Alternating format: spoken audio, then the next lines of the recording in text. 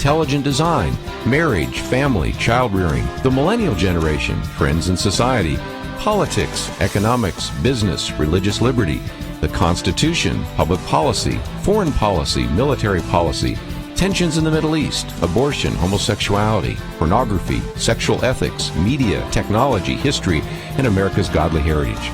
We talk about anything that affects your faith, your family, or your freedom. So don't go anywhere, because Point of View starts right now.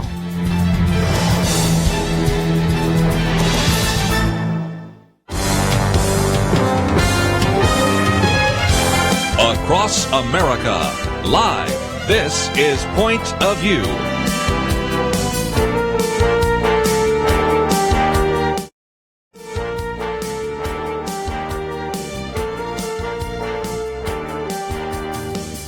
And now, Kerby Anderson. Thank you for joining us today here on Point of View. In the next 3 hours, we're going to cover lots of different issues, and we have the classic and traditional roundtable. Penna, Dexter, Kelly, Shackelford. It isn't too often lately that all three of us are on the table. I'm partly to blame because I was out for 2 different Fridays, but it is good to have everybody back. And Penna, Dexter, thank you for covering the show. So is that a compliment, or does that age you to be called classic? I don't know. Old timer, geezer. Maybe those all fit. Anyway, pretty good. Experience. Yes. That's what you wanted. This is the original roundtable. Whatever other phrase you want to use is just a great opportunity. And we have a lot to cover today. We're going to talk about the Supreme Court, and we'll leave a little of that for the next hour, although we also have some questions about some various nominees and other issues that have played themselves out. But I thought before we go too much further, this week, of course, we've had a little bit of discussion about the president, both President Donald Trump and, of course, the leader of Russia, Vladimir Putin, and the Helsinki summit. And there have been all sorts of comments about that. So I thought maybe we would go around the round table for just a few minutes to hear from you, because it's the first time I've had a chance to hear from Penna and Kelly about that. We certainly have heard from a number of other guests, but some real concerns about whether or not the president did or did not support his intelligence community. Did he mean wouldn't and not would, and all the walking back? So, Penna, what's your thoughts about that meeting that took place earlier this week? Well, I think, first of all, you have to put it in context of the actions of the administration toward Russia. And we had a little bit of music there, but that was fun. So that's one part of it. The media, I'm not sure if it was an error or not in speech. Yes, I don't know. But we just have to assume that the president's telling the truth on that, and the administration is. But I would just say that look at the actions, and the media makes way, way, way too much of these sort of treasonous charges. They jump on everything, and this is just one more thing.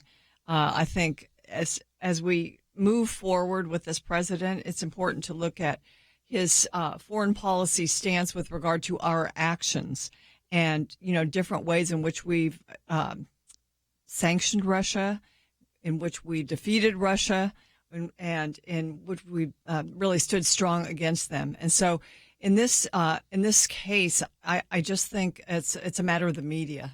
He's fighting a media more than he is anything else at this point.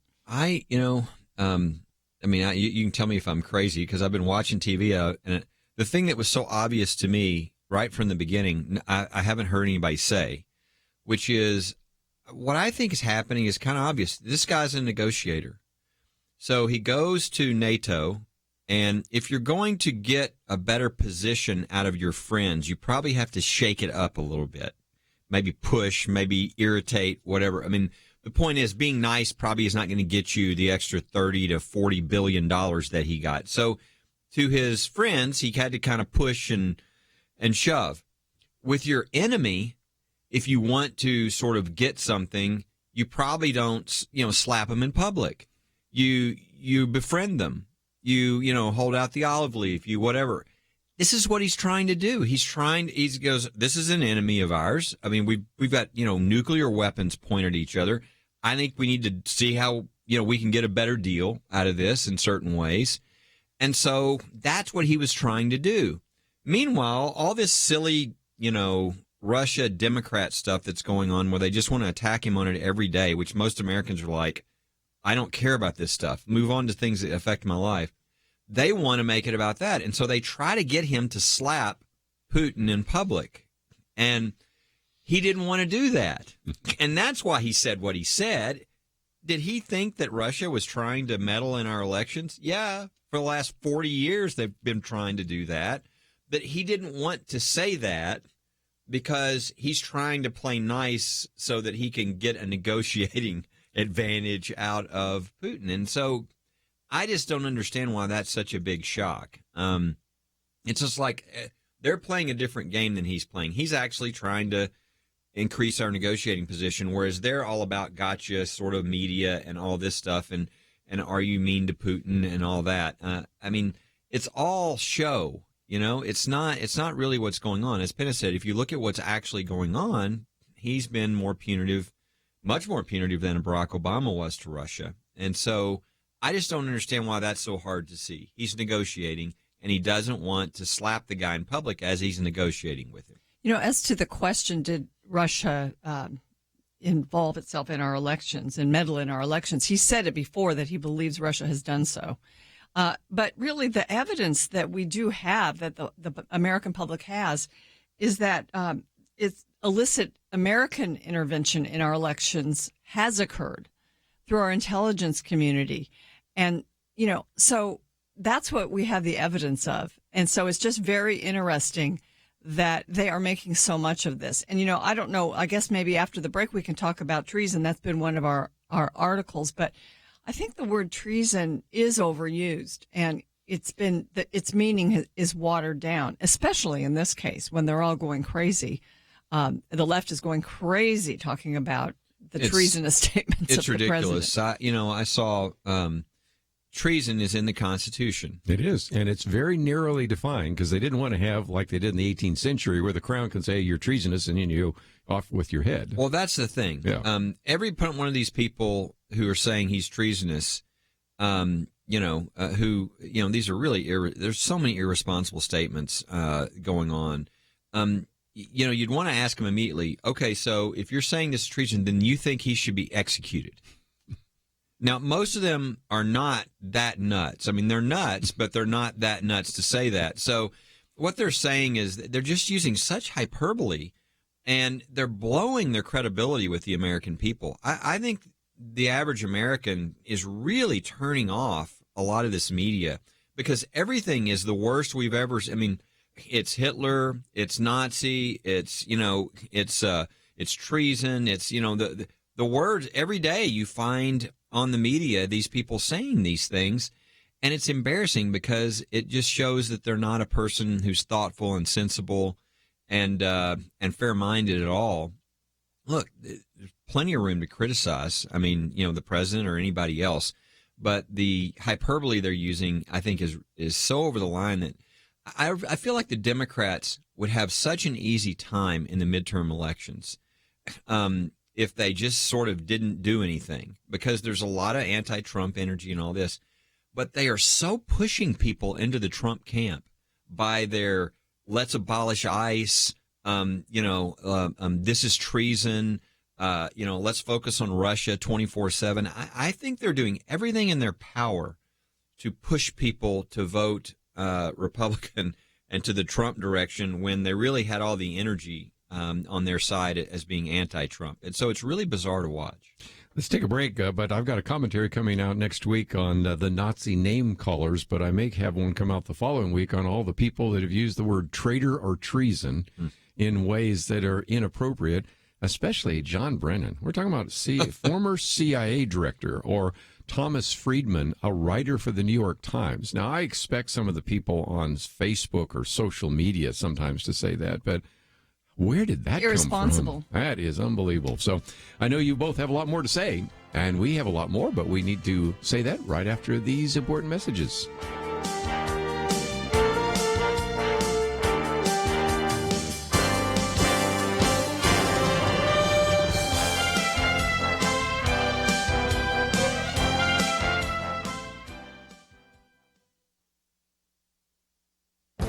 This is Viewpoints with Kerby Anderson.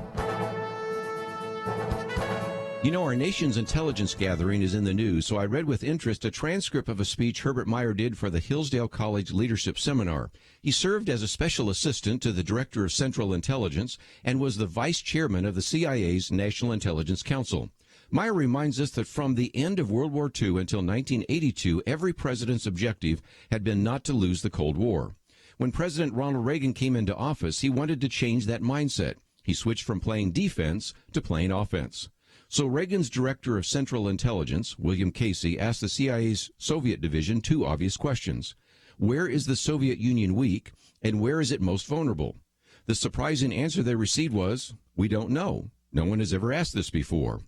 Over the years, the CIA and other intelligence gathering agencies were able to gather lots of information about Soviet strengths, infantry divisions, nuclear missiles, tanks, submarines, but never collected information on Soviet weaknesses.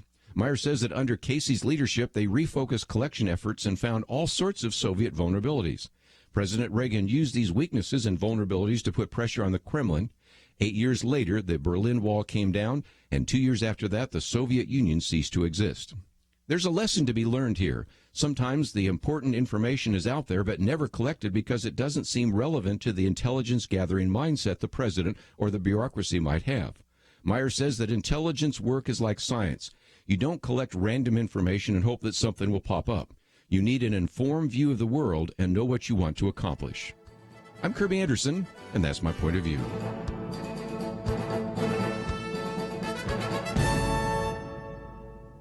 Take Kerby and the Point of View team with you on the go with the Point of View app. Search for Point of View Radio at the Apple or Google Play stores.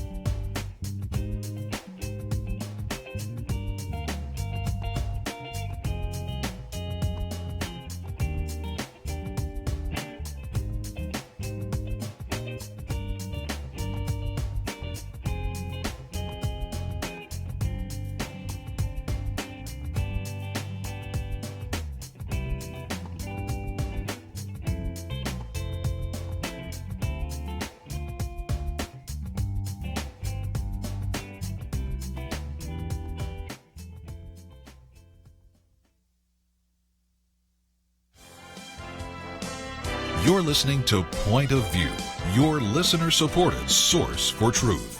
Back once again. By the way, if you'd like to join us, 1-800-351-1212. We've got a lot to cover today, and we're going to get into the nominations and the confirmation hearings. And, of course, we just had one that kind of fell apart for the Ninth Circuit, so we'll get to that in the next hour. But, well, we're still talking for a few minutes about Vladimir Putin and Donald Trump. Kelly had a good point, and that is, if, again, you want to have some kind of influence on your friends, you're going to be a little bit tough on them. Wounds of a friend, scriptures talk about. But if you want to negotiate with your enemies, you're probably going to be a little more conciliatory. There's another part of that, and it gets back to Penna's comment about the media. Most people only know what the media says. Maybe they only know what the headlines. Maybe they don't even know that. And I would say there's three separate issues, and those have all been conflated. Issue number one. Has Russia actually meddled in our elections? Yes, yes, and yes, for at least 40 years or longer. Meddles, this is what we need to, nobody defines. Meddles means they tried to impact it. They sent some ads. They backed the loser and then said you were cheated out of that or whatever it was. So they meddled in that respect. Number two, did it affect whether or not Donald Trump would win? I don't think the answer to that is yes, but a lot of people conflate that. Rosenstein said it wasn't. Yeah. Rosenstein said that, he himself said there's no evidence that it actually impacted the election. And then the third one is, of course, was there any collusion between the Trump campaign? Most people put this in one big ball.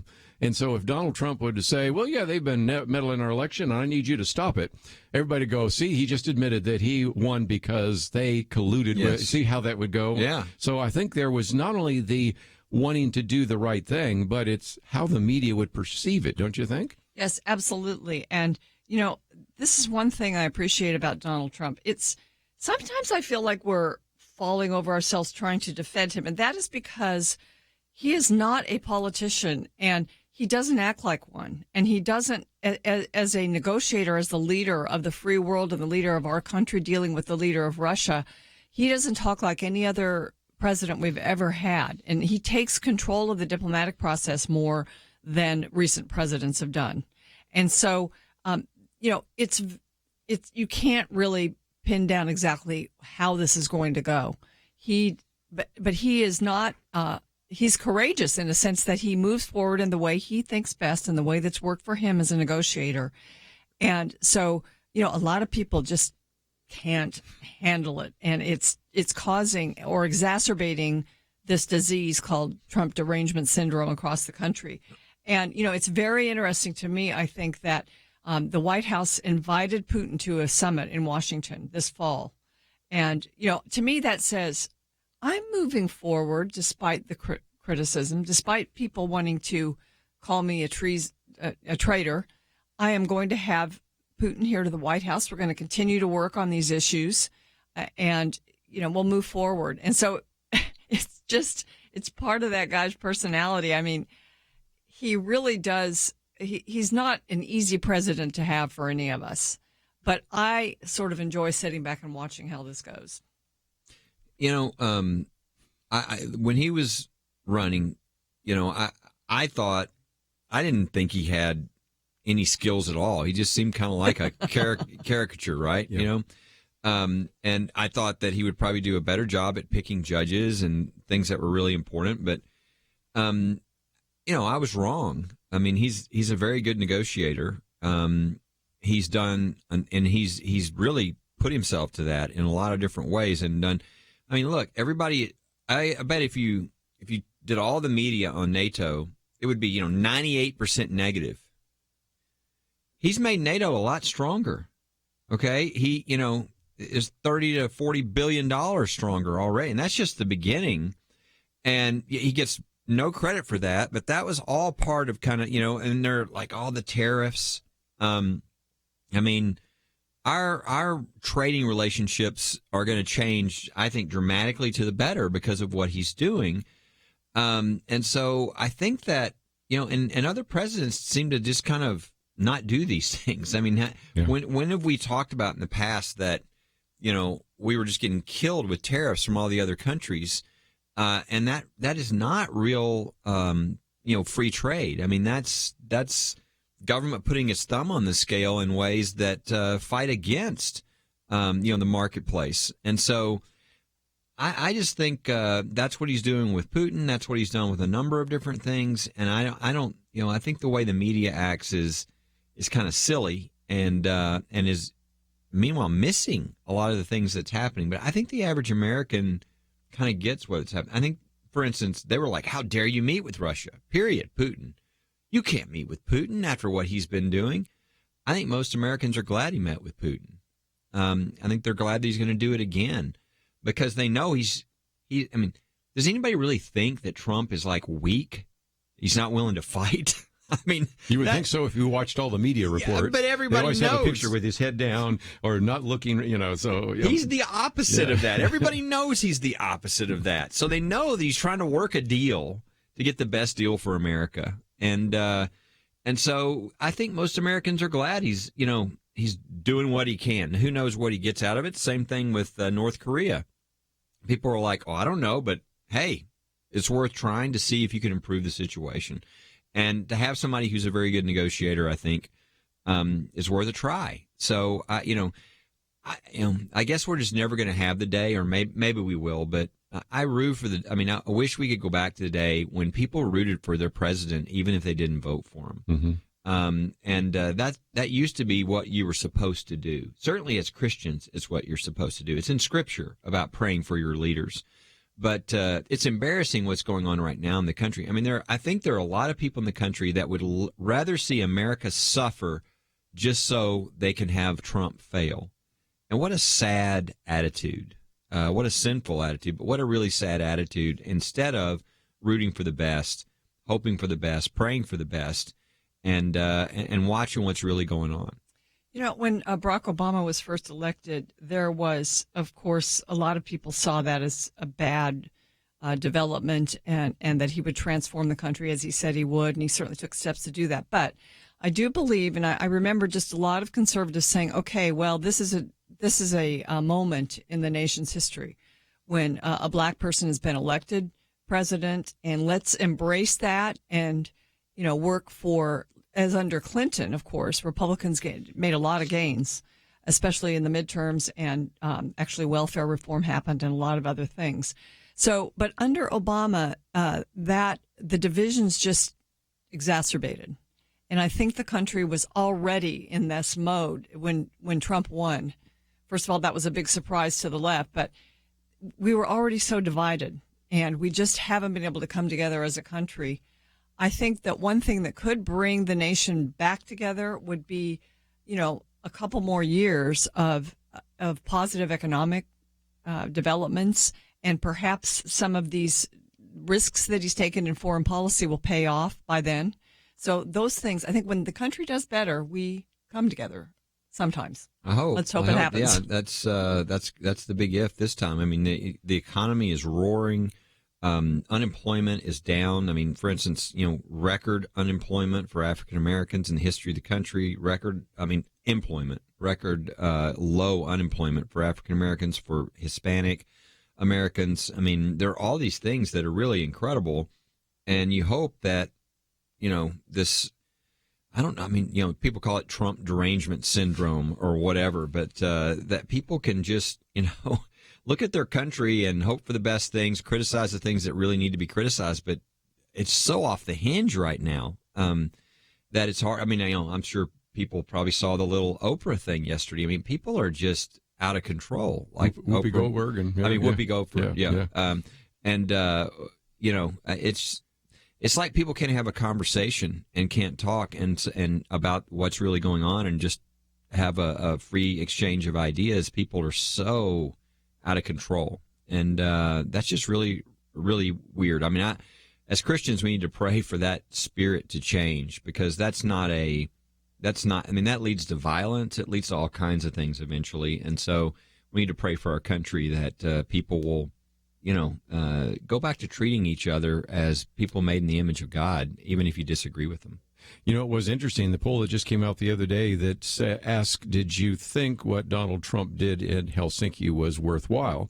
And they broke it down into 4. Those who voted for Donald Trump, almost all were very, very positive. Those who voted for Hillary Clinton, almost all negative. But then those who voted for another candidate or were not sure, they were kind of all over the map, you know, on that. And so, again, a lot of it is you come with your presuppositions. If you think, this guy is a negotiator, and even though I don't understand exactly what he's doing, but I'm going to trust him, you go with it. But if you're convinced that he's evil incarnate, and he's a fascist and a Nazi and a traitor, then obviously you come to a different conclusion. Let's take a break. We've got a lot more to cover. If you'd like to join us, 1-800-351-1212. We'll be right back.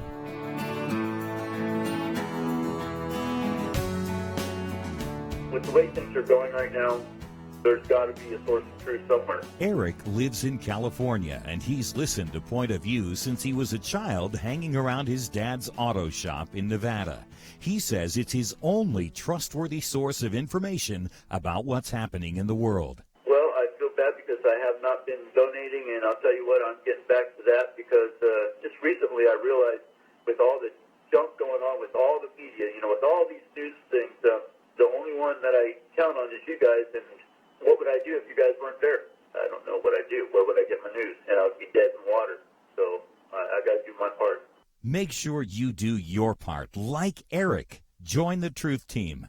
Get all the details by calling 1-800-347-5151 or visit online, pointofview.net/team. Support the truth and make a difference for the future. 800-347-5151 and pointofview.net/team.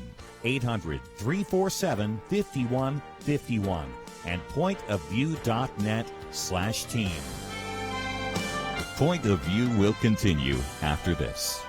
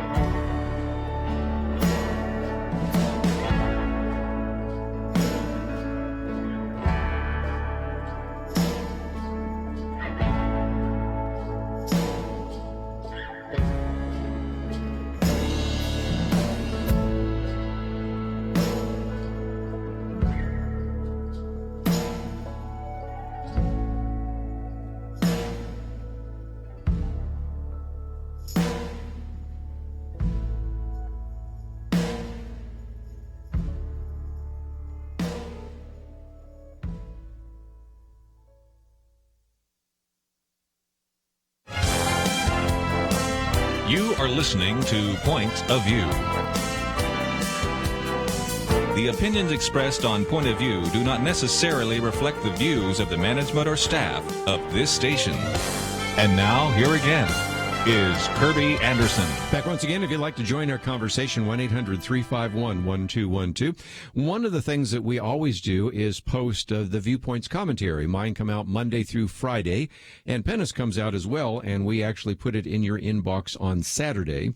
And one of the things, every once in a while, Penna, this happens, you and I write on the same topic, and a couple of weeks ago I wrote about the ACLU, but your commentary that is now on the website right this moment and will actually drop in people's inbox tomorrow if they sign up, is on the shift of the ACLU.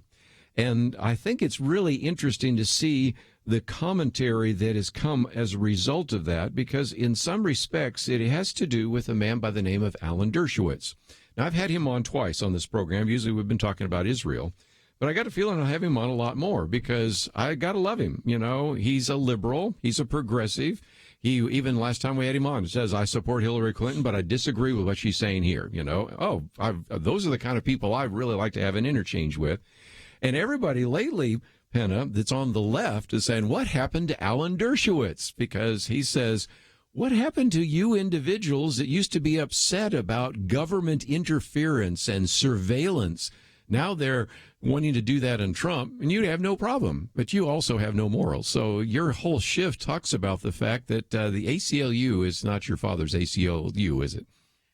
I mean, I think when we think about the ACLU, the American Civil Liberties Union, of course, they that title, that name means that they protect civil liberties. They defend them. They have lots of lawyers, lots of money to be able to do that. And we've also known probably for all of our careers that they tend to be on the left politically, but they were, for the most part, honestly defending civil liberties, whether it be coming from the right or the left. But even this spring, they made this announcement that they're now going to get involved in elections, which means they're partisan. And Alan Dershowitz was appalled about it. The reason we both wrote on it, I think, is because Kelly sent us Alan Dershowitz's piece about this. And he used to be on the board of the ACLU, so he can speak to this. And he's a Harvard professor. Is he retired from that? Or Emeritus, is he still? yeah, is what Emeritus, he says, yeah. yeah. So he's an honest liberal, as you said. And they are, during the first 100 years of its existence, they were described as fastidiously nonpartisan, but now they've made this shift and they are actually going to be supporting candidates. They're going to be involved in elections. So, you know, what really differentiates them from other leftist organizations anymore? There's a lot of books on their history. Of course, they started as a communist organization. They then began to, they it's some way worked themselves into sort of being seen as, well, we're principled, we're for civil liberties. And one of the things I got a lot of credit for is there were a lot of Jewish leadership there, and they actually defended the Nazis in Skokie and their right to protest, and that gained them a lot. Probably they're more famous. Yes. Yeah. And then, I'm just, quick summary, just so everybody knows, because a lot of people, some people are like, well, who's the ACLU? But it was probably 30 years ago or so that there was a really big, there was a case that went to the Supreme Court, and it was about sort of freedom of expression when it's racial expression, when it's, racist expression. And they actually split in two over that. At the Supreme Court, they had one brief on one side and one on the other, because some were like, hey, we have this constituency against racism. And the other is like, wait, free speech, even if you don't like the speech, even if you think it's appalling. Yeah.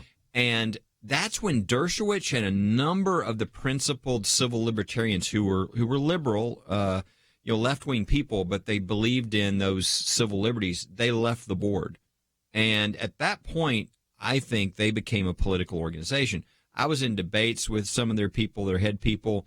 I remember one when we were debating about, there was a case as part of the debate that was about some kids who wore a T-shirt to school about saying God says it was supposed to be a Pride Day where everybody's supposed to wear things pro, homosexuality, and a student wore something that said God said that homosexual conduct is sin, and they punished him. And I tried that. We had that discussion, and I noticed the ACLU guy refusing to really talk about it. And afterwards I said, why wouldn't you file a brief on that? That's free speech, and you guys are free speech. I said, and he said, well, one of our constituencies is the LGBT community, and we're just not allowed to do that. Yes. And that, to me, said where they had gone. Right. And then, so I think what Penn is talking about now, that they're now openly, specifically going to be involved in partisan politics, is just sort of where they were headed for years. For sure. But it really is sad.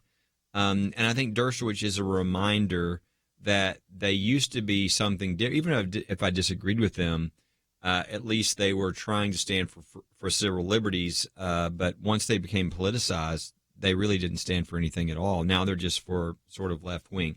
They've gained some notoriety in the last few years because they've focused some of their attention on the immigrant situation and the uniting of the kids with the separation. So they've gained some extra extra notoriety through that. And they've gotten a lot of money after the Trump election because the people who wanted to sort of attack anything at Trump, they said, give us the money and we'll file lawsuits. And so they've just, their membership, their money support it has been tremendously increased in the last few years. So they're part of the Trump derangement movement. Yep, they're part of the anti-Trump on the legal side. But it is a shame that we don't have people who, I mean, for instance, with us, I mean, I've represented all faiths at First Liberty Institute. I mean, people were like, hey, do you know their theology's bad? And I'm like, I don't really care. I'm here for freedom. If they have the freedom to express their bad theology, then you have the freedom to express your good theology. So that's what we want to do. We represent all faiths, even faiths we disagree with, because those freedoms need to be for all of us. And it's sad to see a group sort of lose that and to go in the political side of the process. One of the evidences, which I put at the beginning of my commentary, has to do with they gave an award to Cecile Richards, who just stepped down from Planned Parenthood. Mm-hmm. So, in a sense, she's also gone. I mean, she made Planned Parenthood a political powerhouse, and she now is just stepping into that political world herself on the left and to advocate for, quote unquote, reproductive rights. But they have definitely taken the pro-abortion side of, the political arena also. Right. And there's something else I was just thinking about. Sometimes these precedents actually work in your favor. And again, I want to point somebody to First Liberty. Type in Supreme Irony, because that's your booklet. And you can give the history, but go all the way back to Tinker versus Des Moines. Mm-hmm. ACLU gave you a precedent which you use, in a sense, all the time. Yeah, if people want it, they can go to firstliberty.org and get it. But it's a book I wrote. It's actually a speech I gave in the United States Supreme Court. We kind of took that and then made it in the book because it's a tremendous story. It's a story back in the 60s when we had the Vietnam War, and there were some students who actually was out of their faith. They were they were pacifist, and from that tradition, therefore these two students wore a black armband to simply say that they wanted peace and didn't want war. And they were told they couldn't do that because people might not like that. And, of course, that's the whole point of free speech, right? And so the local ACLU group took it. And really the purpose of the guy was to sort of promote, anti-war more than free speech, although they use a free speech argument. Well, it went all the way to the Supreme Court, and they won. Right. And it's the right of a student when they're at school to free speech. The famous line, neither teachers nor students shed their First Amendment rights at the schoolhouse gate. So you don't have a right to disrupt the classroom, but you have a right to say what you believe, even if it makes other people upset. And, of course, that is the major right that we use today for any student to share the gospel with another student, to talk about their faith. And so it's the supreme irony that this ACLU attorney and group never intended that result, but that's the way freedom works. If it's there for everybody, and that's what's great about this country. And so it's sad to see people that only want to fight for freedom if it's people that agree with them. That's not God's concept, and we need to be like the Creator. God gives people the right to move towards Him or away from Him, And that's the freedom he gave us as being people made in his image. And we need to fight for that. So we need to remember that when we disagree with people, we still, are for their right to have that disagreement and hopefully to win them over with the truth versus the kind of things that are going on today where everybody seems to want to yell and scream and even harm people. We need to get back to what America's really about. And again, if you want to get a copy, just go to First Liberty and you can just type in the word Supreme Irony. And if you want to print it out, make sure you have a little bit of paper in your printer. It takes 92 pages because I've done so. Or you can get the booklet maybe from First Liberty if you want. And just another fun story. ACLU precedent, they had no idea you'd be using it every day for religious liberty. A lot more to cover. We'll do that right after this.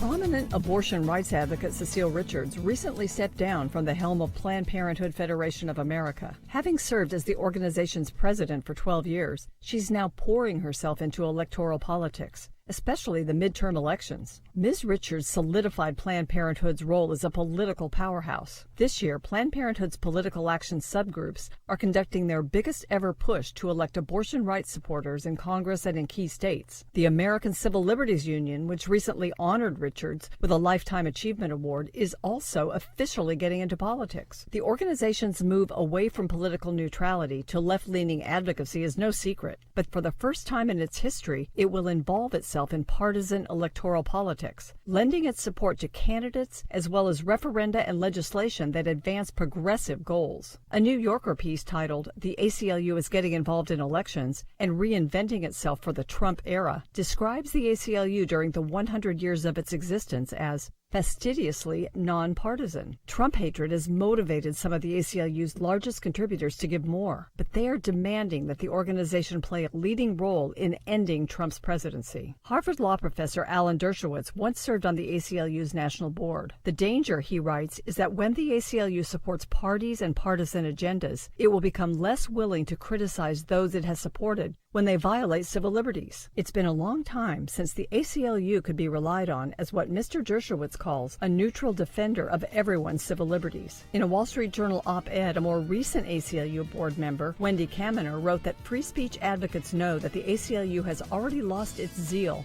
for vigorously defending the speech it hates. Today, writes Alan Dershowitz, the ACLU wears only one shoe, and it is on the left foot. Its color is blue.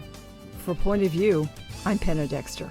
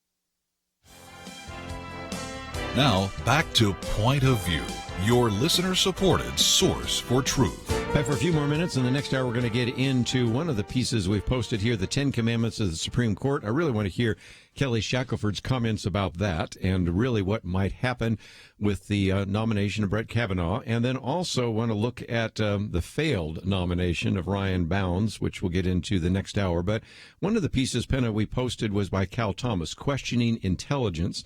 And my piece today, my commentary today is about intelligence, which actually is a repeat. When I was out of town, I just decided, well, I might pull a few repeats.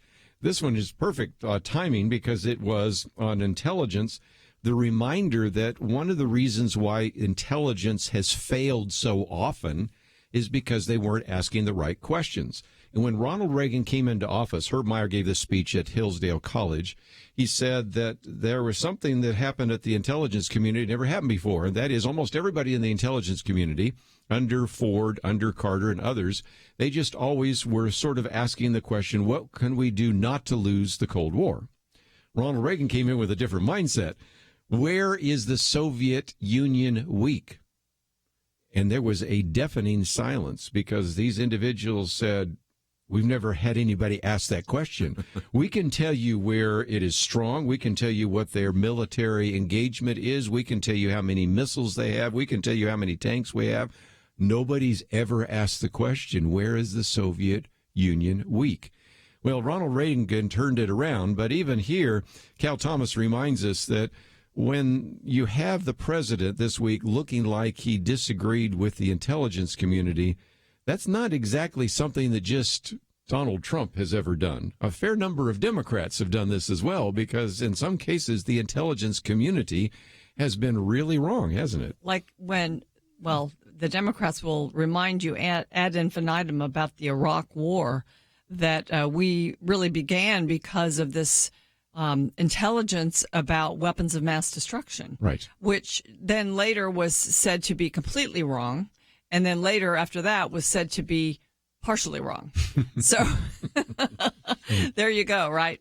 Yeah, and again, you know, he has some stories here. Cal Thomas has them about certainly Harry Truman. If you watched a piece this week that I quoted from a little bit earlier in the week by Tucker Carlson about this, that, and the other, I mean, you just go through it. And again, what was so interesting is Tucker Carlson's comment, and a few other people's comments, he wasn't the only one, is why wouldn't we question the intelligence community? The same people now that are upset with him because he's questioning the intelligence community are the people that gave us bad intelligence in the first place. You know, I didn't know this, what Cal Thomas wrote about Harry Truman, that he didn't trust the major intelligence agencies, so he set up his own conduit to get raw intelligence directly to him so he could see it himself. And so, you know, there's always been this skepticism with regard to the motivations, the partisanship. You can't have a purely nonpartisan, for instance, leader of the CIA, but one would hope you wouldn't have one that at one time voted for a communist candidate. Well, look, yeah, and that's exactly right. That's what I was going to say. You got John Brennan, who, I mean, look, if I'm Trump, of course I'm skeptical with the intelligence community because of all the things that have now come out that they were doing. I mean, FISA warrants on him with some very suspicious information. What is the? I'm forgetting the term now. But when they not only did surveillance, but they cleared the there's the word for allowing people to look at who it was. Unmasking, unmasking just record numbers, which had to be approved by who? By the intelligence heads. So I would be a little suspicious too, because it's obvious. I'm not saying everybody. There's plenty of good people, but it's obvious that at the top, at least under the Obama administration, there were a number of people that were using their position in partisan ways. You got the text messages and the FISA warrants and everything else that it just looks bad. So, I mean, how can you trust if you're Trump and all these people were out to get you? How can you trust? You don't know which ones were and which ones weren't. So I would understand why he would have some hesitation. Do you trust a guy like Dan Coates, for instance? I think so. I mean, Dan Coates is a very honest guy. But would I trust Brennan, a guy who voted for a communist in the election and was our CIA director, and now is saying Trump is a traitor, while all the really bad Russian stuff happened when he was in charge? I mean, the hypocrisy of these guys is, you know, well, under Trump, did we sell 20% of our uranium to Russia? No, that was under Brennan. You know, that's traitor, if you want to call it about traitor. I mean, you're going to misuse the term. So I think I totally understand Trump being very careful about that and being concerned. Well, if Russia was meddling in our election, then just by definition, they were doing it during the Obama administration when all these guys were in charge. Sure. And you mentioned something in passing. By the way, I want people to read this because you can learn some great things about history about Harry Truman and all the rest, but this idea that he actually created his own back channel, which brings me to a question I want to ask our legal scholar here. There are Democrats who are now saying that they want to subpoena and obtain the various notes made by the translator when this was supposed to be an off-the-records conversation between Donald Trump and Vladimir Putin. And it's not just the Democrats. It seems like the media. And then Senator Flake, you can't make that last name up, but okay, also has called for that. If there's anything, Constitution 101, that seems to violate separation of powers, first of all, also the value of a back channel. We might have had a nuclear confrontation in the Cuban Missile Crisis if they did not have a back channel there. I don't think Nixon would have opened up the door to China without a back channel there. And I got to believe there's probably some back channel that happened with North Korea and maybe even Russia. And when they want to get access to the notes of the translator, that doesn't even seem constitutional. It's so ridiculous. Number one, it's not constitutional. I mean, you have no right to come in. I mean, the reason for this, the reason for executive privilege and the protection of the executive branch and all this is because if people knew their private conversations were not going to be private, then guess what? They wouldn't have those private conversations. I mean, people wouldn't have those discussions.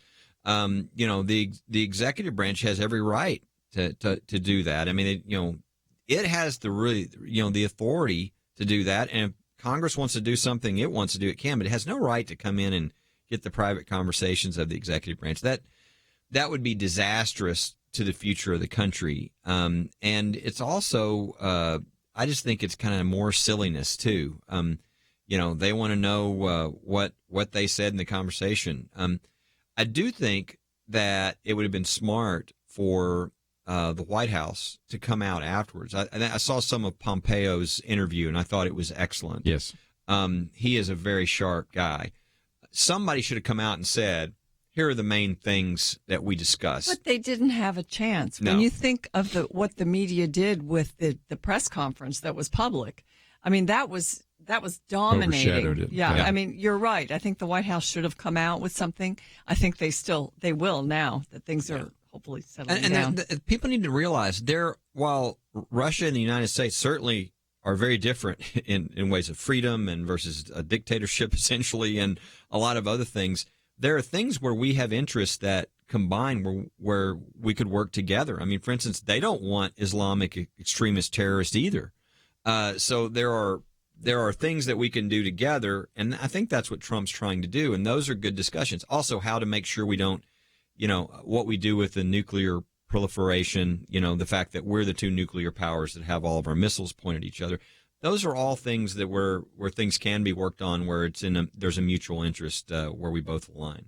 Well, we need to take a break. When we come back, we'll talk about some of these confirmation hearings, and one that is going to go forward and one that was withdrawn. So we have some very important things to talk about, so I hope you'll be listening in. And, of course, all the way through the broadcast today, if you'd like to join us, especially in this next hour, 1-800-351-1212. Maybe you have some comments about the silliness and about some of the statements being made. We'd love to hear from you. Our articles are available on the website, pointofview.net. We'll be right back. We live in a digital generation.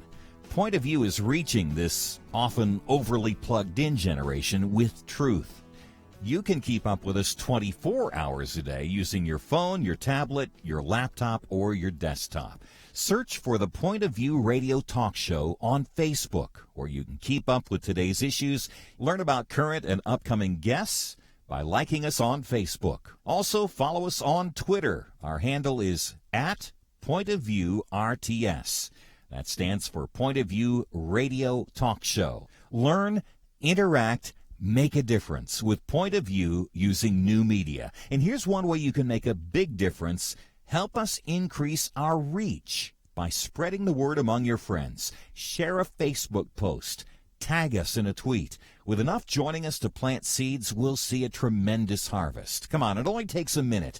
Search for Point of View Radio Talk Show on Facebook, @PointOfViewRTS on Twitter, and subscribe to the Point of View Radio Talk Show channel on YouTube. Learn, interact, share. The Point of View Radio Talk Show. Point of View will continue after this.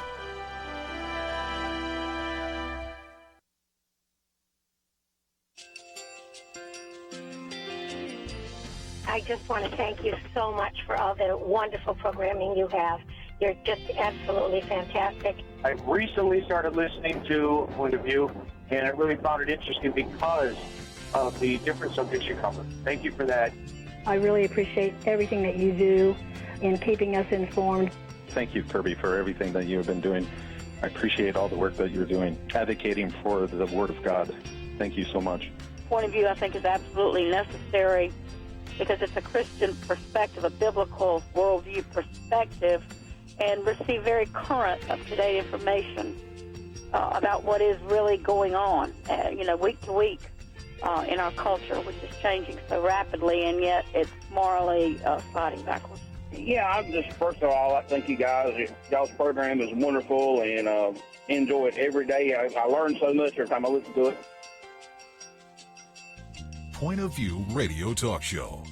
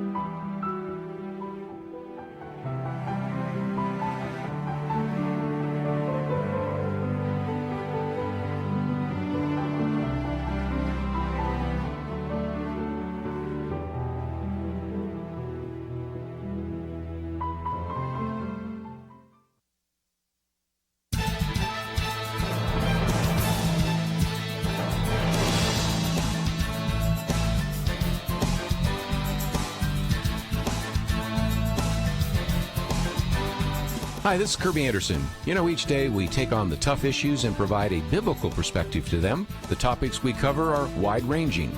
Apologetics, theology, prophecy, creation and evolution, intelligent design, marriage, family, child-rearing, the millennial generation, friends and society, politics, economics, business, religious liberty, the Constitution, public policy, foreign policy, military policy, tensions in the Middle East, abortion, homosexuality, pornography, sexual ethics, media, technology, history, and America's godly heritage.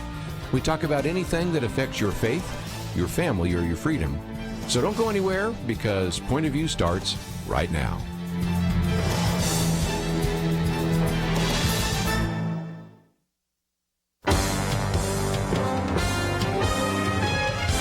Across America, live. This is Point of View.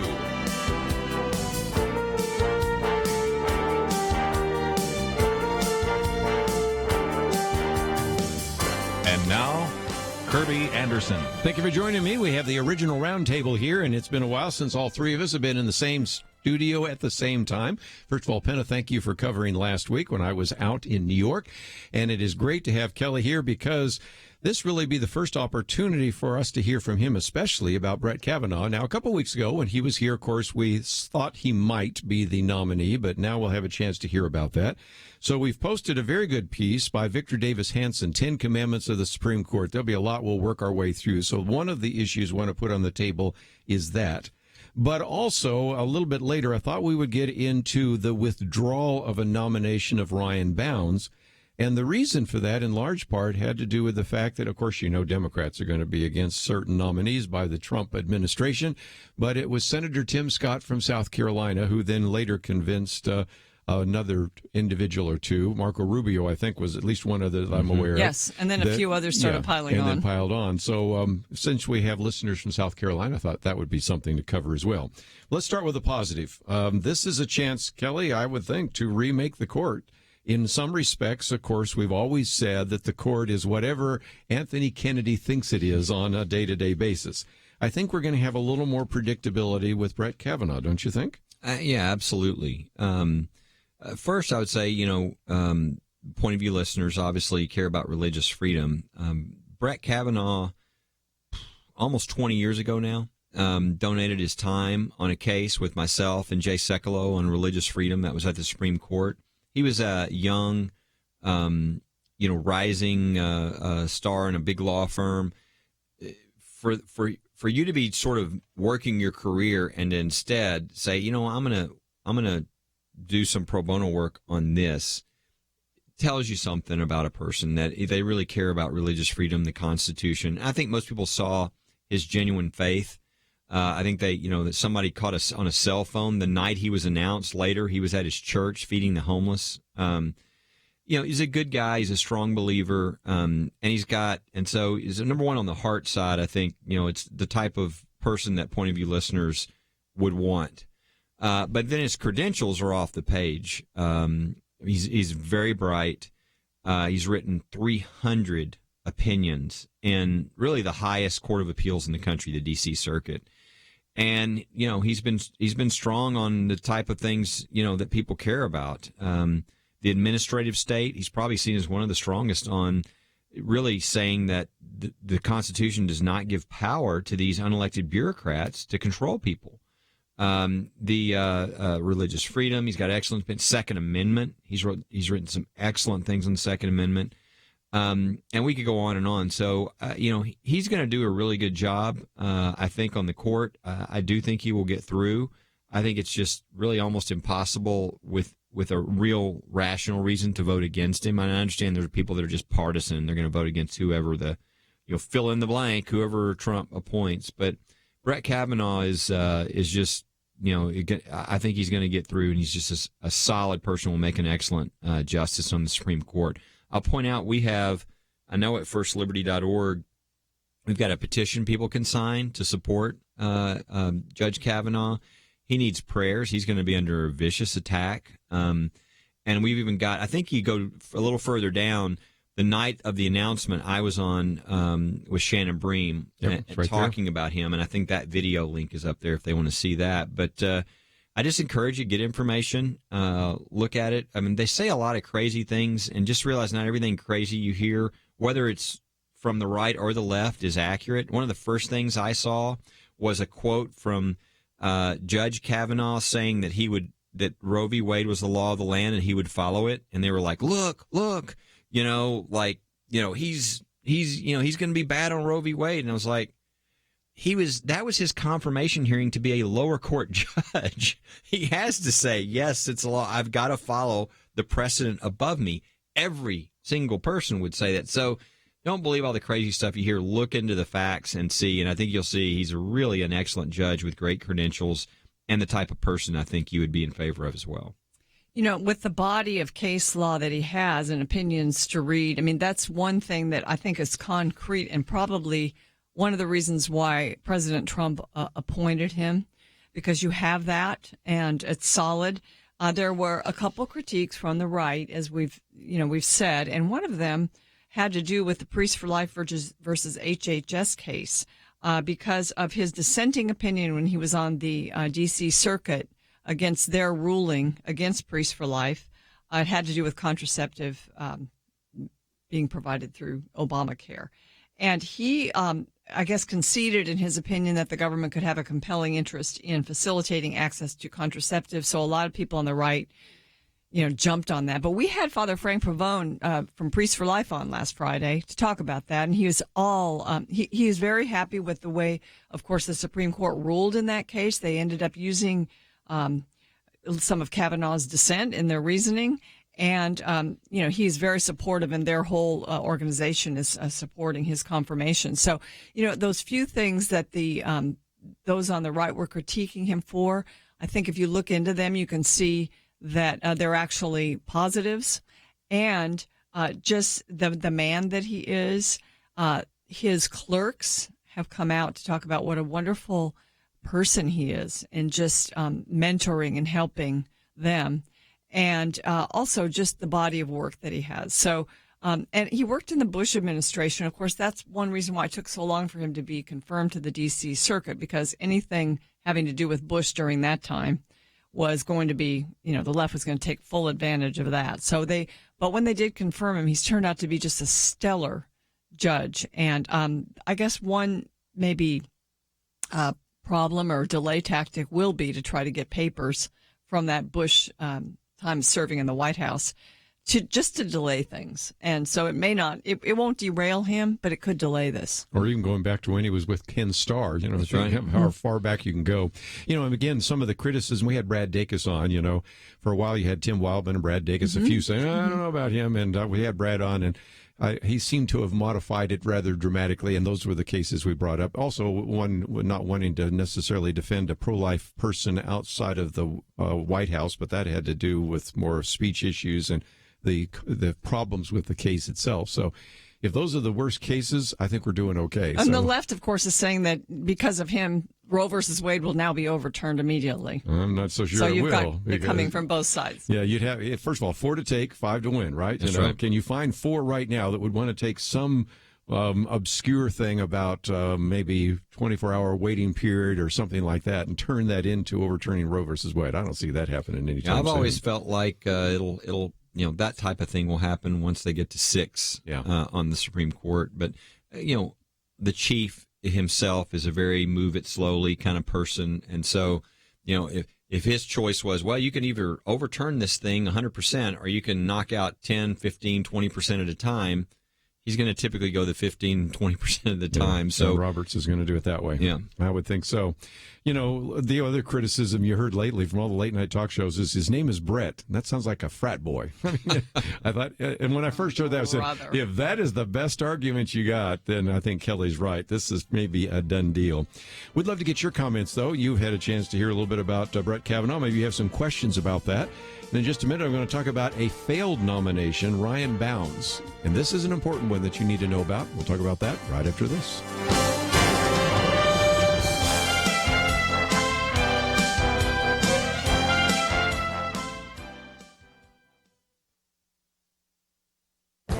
This is Viewpoints with Kerby Anderson. You know, our nation's intelligence gathering is in the news, so I read with interest a transcript of a speech Herbert Meyer did for the Hillsdale College Leadership Seminar. He served as a special assistant to the Director of Central Intelligence and was the vice chairman of the CIA's National Intelligence Council. Meyer reminds us that from the end of World War II until 1982, every president's objective had been not to lose the Cold War. When President Ronald Reagan came into office, he wanted to change that mindset. He switched from playing defense to playing offense. So Reagan's director of Central Intelligence, William Casey, asked the CIA's Soviet division two obvious questions. Where is the Soviet Union weak, and where is it most vulnerable? The surprising answer they received was, we don't know. No one has ever asked this before. Over the years, the CIA and other intelligence gathering agencies were able to gather lots of information about Soviet strengths, infantry divisions, nuclear missiles, tanks, submarines, but never collected information on Soviet weaknesses. Meyer says that under Casey's leadership, they refocused collection efforts and found all sorts of Soviet vulnerabilities. President Reagan used these weaknesses and vulnerabilities to put pressure on the Kremlin. 8 years later, the Berlin Wall came down, and 2 years after that, the Soviet Union ceased to exist. There's a lesson to be learned here. Sometimes the important information is out there but never collected because it doesn't seem relevant to the intelligence gathering mindset the president or the bureaucracy might have. Meyer says that intelligence work is like science. You don't collect random information and hope that something will pop up.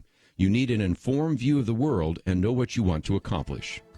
I'm Kerby Anderson, and that's my point of view.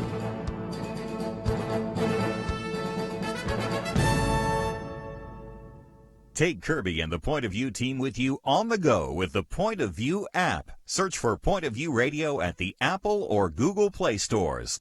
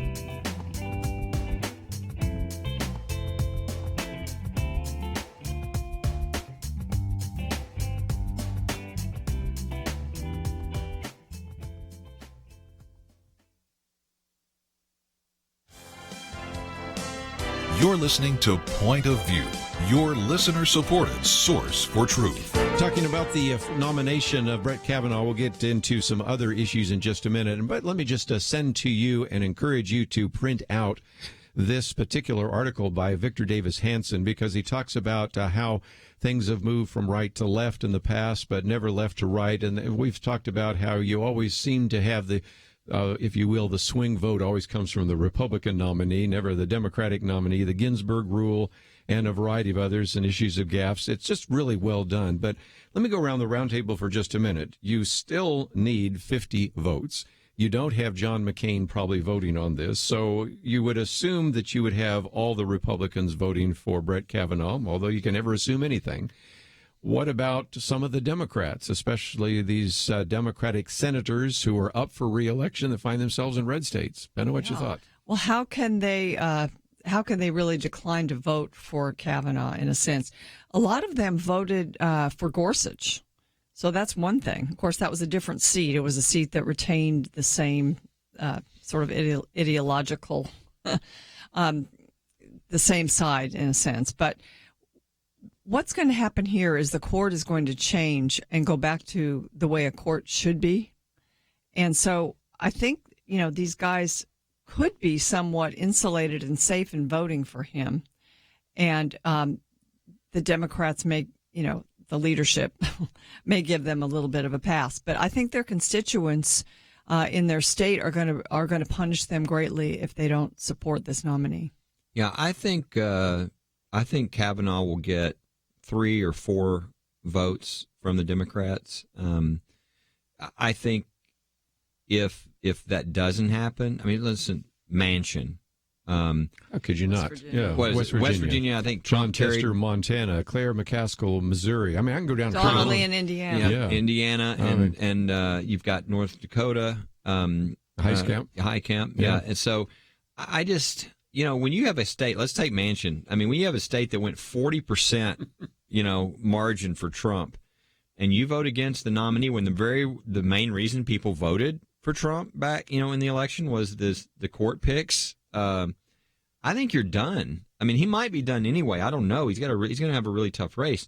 But I think if you do that, I think you sort of put the nail in the coffin. And so I think a number of these Democrats are going to vote for Kavanaugh. Yeah, I think so. And I think that's part of why he picked Kavanaugh, because I think if he would have gone with a more lightning rod type person, it's weird now, but he has 50 to 49 because McCain can't vote. So if he loses one vote and then the Democrats stay together, he loses, the nominee. And so that's why a guy like Kavanaugh, who has so many opinions, is so respected. I mean, you have liberals from Yale, a law professor, saying, "Look, I don't share his beliefs, ideology, but his competency and everything else is just unquestionable." And so I think you're going to end up with a handful of Democratic votes. So what if you have a Republican defect like Susan Collins or Lisa Murkowski,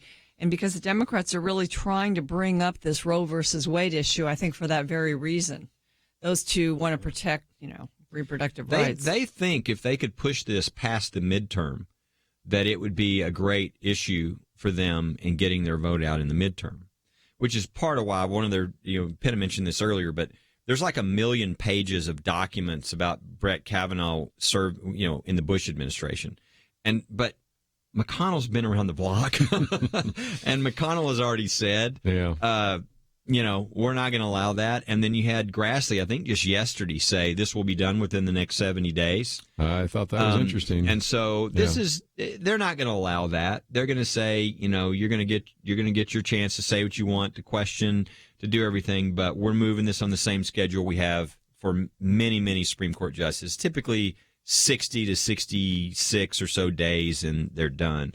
So I think that delay tactic is not going to work. But that's what they want. So if they could defeat somebody, that would, again, delay that past the midterms, which they think would get – I don't know that would work for them. I haven't seen any polling. I don't know. But I don't know how you'd poll this. But I think the anti-Trump crowd is already fully motivated.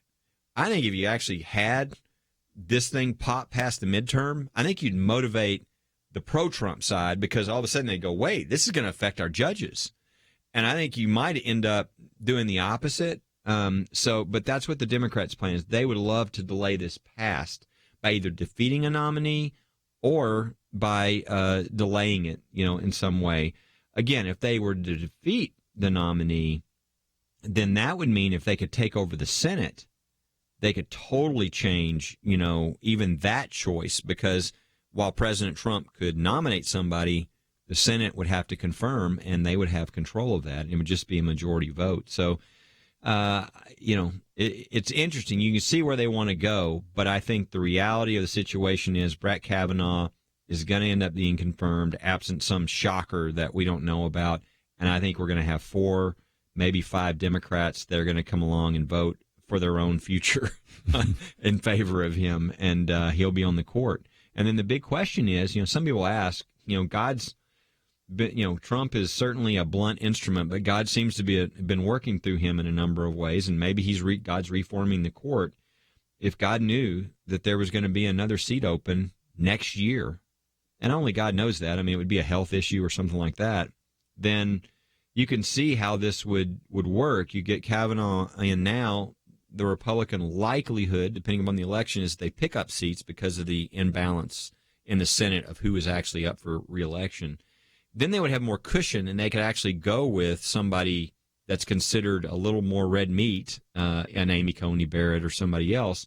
Then they would have the cushion to actually lose some votes and still actually get them through. Who knows if that's going to happen, but I think that's what people are looking at right now. Right now there's just a razor-thin margin for Trump, And so a really safe, solid pick like a Kavanaugh was the way he went. If you'd like to join us, 1-800-351-1212. Do you think your senators are going to vote for Brett Kavanaugh? Do you think they should? And what's your thoughts about that, Penna? You know, it wasn't that long ago when most people in the Senate just said the president should have his nominee. True. And, that's just, it's so divided now, and it's so political. It will be refreshing. I think a lot of people have said, just looking at the way Kavanaugh writes his opinions, that he is very much, one of those kind of judges that wants to pull back the role of the court, sort of like a Roberts or a Gorsuch. So even before another nominee comes up, I think it does really change the court and its activist role in a good way. Yeah, I really think we're heading to a time when the court is going to become so much less relevant to our lives, which is what it should. In other words, because they're not taking issues out of the democratic process, it's going to be left to us to decide these things. Maybe your state to decide whatever the issue is, because as you get to a more judicially restrained conservative court, they're going to say, look, I'm looking, this isn't in the Constitution, and therefore, even though I might have an opinion on it, that's not my job. I have to restrain myself, show humility, and say, not mine, this is yours, and I'm giving this back to the people to decide. I think that's where we're headed long term, through a number of nominees, and I think that's really going to be good for the country.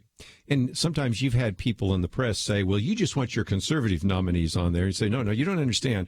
The liberals always vote lockstep. I mean, how many times when we see it's a 5-4, we know who the 4 are. Yep. Matter of fact, we even sometimes know the liberal 4, how they're going to vote before there's oral arguments. But on the other hand, on these other nominees, sometimes they move around. Even in the last session, Neil Gorsuch didn't always vote every time the way I think he personally felt. He just voted the way he felt the Constitution required, right? No, that's the difference. You watch the liberal attacks on Kavanaugh. It's not, well, his judicial approach is wrong. He's not. He's going to do this result. For the liberal side, it's all about judges doing the result they want. And on the Republican side, on the conservative side, that's not the philosophy. It's not about the result you want. It's about what approach they're going to take. Are they going to actually show humility? And instead of trying to be a legislator, are they going to be a judge? And as Justice Scalia said, if you are not issuing rulings that you don't like the result of, then you're probably not doing your job. And the example I know that you're thinking of probably, Kerby, is the decision where you had Gorsuch ruling in a way that was sort of pro-illegal immigrant. Yep. And people were like, oh, Trump's going to be mad. But he didn't care what the result was. His deal was, you didn't do your job, legislators. That's right. Yeah. Congress needs to act. Congress didn't explain it. He said, we're not going to rewrite the law. This is Congress's job. That's what a good judge does. And that's what Neil Gorsuch did, and I think that's what Brett Kavanaugh would do. I agree. Let's take a break. Okay, we're going to come back and tell you a sad story here, and that is the failed nomination of Ryan Bounds and why. So that's coming up right after this.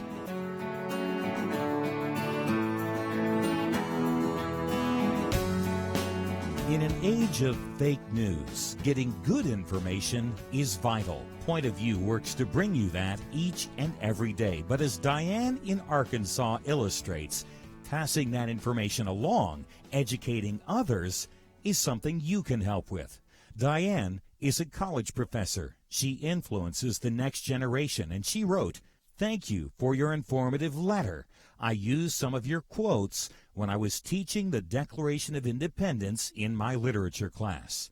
Diane, like so many, hopefully like you, is taking what she received from Point of View in letters, online, through our app, on the air, and rebuilding truth in this post-truth culture. All of that takes a team. Join the Truth Team at Point of View. Find out how you can help at 1-800-347-5151.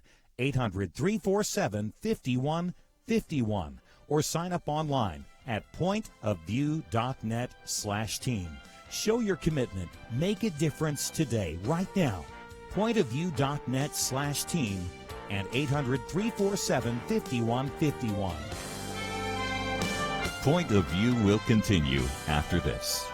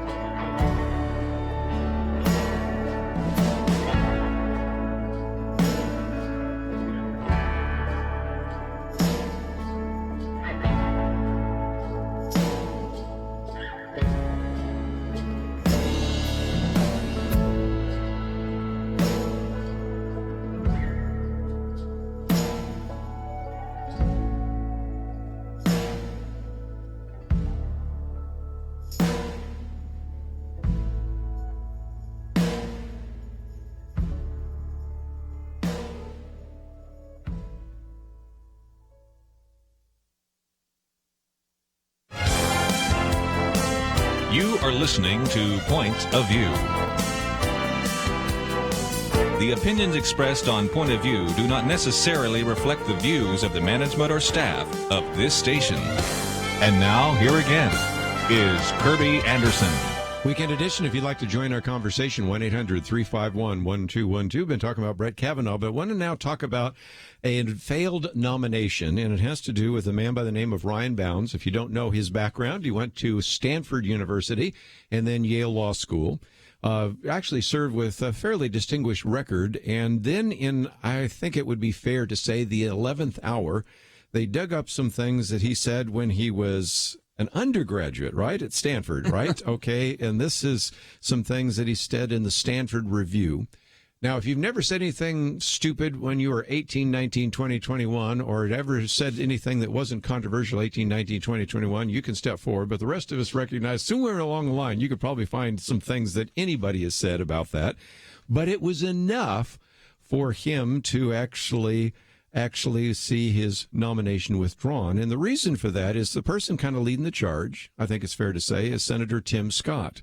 Now, we recognize that anytime you say anything about diversity, remember James Damore, who was at Google, just writes a memo about diversity, questions whether or not there's a better way to bring about diversity, he gets thrown out. And, of course, we have others that gave money to maybe a campaign to say that marriage is between one man and one woman and lose their job.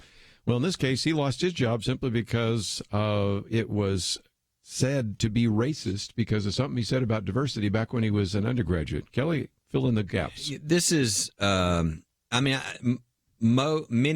people voted for Trump for the judge's issue. This is a judge at the Federal Court of Appeals in the Ninth Circuit. Okay, I think most people know Rush Limbaugh calls the Ninth Circuit the Ninth Circus because it's the most liberal federal court of appeals in the country. It's out of San Francisco. This is replacing them with a good, solid, conservative judge. He went all the way through. It's been over a year. He's been going through the process. No problem. It comes to the final vote, and all of a sudden, Senator Tim Scott comes out of nowhere and blindsides everybody and pulls this shenanigan. I tell you, I think I've heard from so many people who are just apoplectic about this. If I was in South Carolina, I'd certainly be giving Senator Scott a piece of my mind. I know there are people listen. You ought to call him. This is a disaster. This is not only really bad because we've now lost a really good person. And by the way, if you look at his article he's talking about, it's a snarky kind of thing. It's like a kid that is making fun of what people are doing, and they take that and try to elevate it to something it wasn't. I mean, what he's saying is typical, for somebody in college that's saying, you guys are just way over the top with some of the stuff you're doing, and they make fun of it, and that's what he did. I think there's some truth to it. Well, absolutely, but certainly.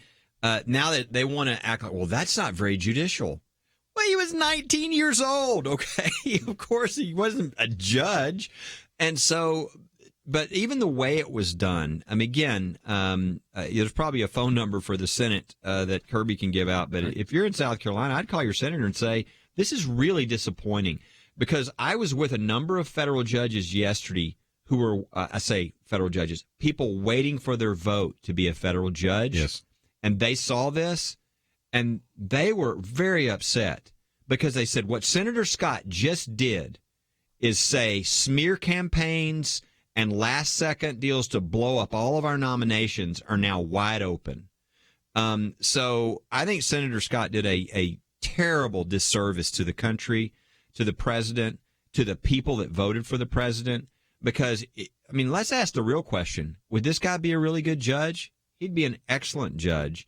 Does he have any sort of moral issue that knocks him off of being a judge? No. This is something, it really is, it's wrong how it was done. It's wrong in what it's going to create. And it's wrong in that we now have a Ninth Circuit that is worse off than we did before what Senator Scott did yesterday. It's this opportunity right now to change the Ninth Circuit Court of Appeals is unprecedented. There are 7 openings out of 29 seats that are vacant, 7 vacancies. So now one of, I think, the repercussions of this, Kelly, and correct me if I'm wrong, or what do you think about this, is that perhaps the choices for that court, for that appeals court, could be moderated a bit because they're worried that they can't get past. I mean, all of that's in danger now. Again, if you look at the process of what's been going on with these lower court, the district court and court of appeals appointments, they've been excellent. I mean, these people have been really solid, judicial restraint, very bright. I mean, like Ryan Bounds, he's a federal prosecutor. I mean, he's a guy that's been putting away, people who have been violating the law, has a lot of experience. He's worked for the government, very talented, very bright. And you see that across the board. You see that with the Supreme Court nominees. You see that who the president has been picking for all these federal court of appeals. You see that in the district court. But once there's blood in the water, like in this situation, the sharks are going to come. It could really affect everything. And that's one of the reasons I'm so frustrated with what Senator Scott did. I just think it really is. I think it's thoughtless. It happened at the last second, and I don't think he has any real concept of what he could create. Really, one of the best things that's happening in the country right now is these judges. Because, I mean, I could give you lots of examples of people who point of view listeners would go, this is like a person in my church. Solid, biblical, brilliant, conservative, that'll never turn from their faith or from the Constitution, and they'll be on these are like some of these 39 years old, 40 years old, 42 years old. They're going to be there way past this president and future presidents. And to jeopardize that in the way it was done, it's just wrong on both levels. So the day before he withdrew, before Bounds withdrew, the 23rd appellate nominee was approved for the Federal Circuit Court of Appeals. I think it's Andy Oldham. I think that's right. Yeah. You would know better than I would. Andy Oldham, by the way, an evangelical Christian, very bright young lawyer, 39 years old, now on the court for life at the Federal Court of Appeals. That's what was happening. Mm-hmm. And we thought Ryan Bounds next day on the Ninth Circuit. Talk about the base would be like, this is awesome. Look, we're getting great judges on the Ninth Circuit. And for it to go up in flames like that, to everybody's surprise, because of Senator Scott, it's just really disappointing. Yeah, so in a sense, the momentum is, let's just hope the momentum is slowed, not stopped. And, I think people reacting to what Senator Scott did would be a good idea at this juncture.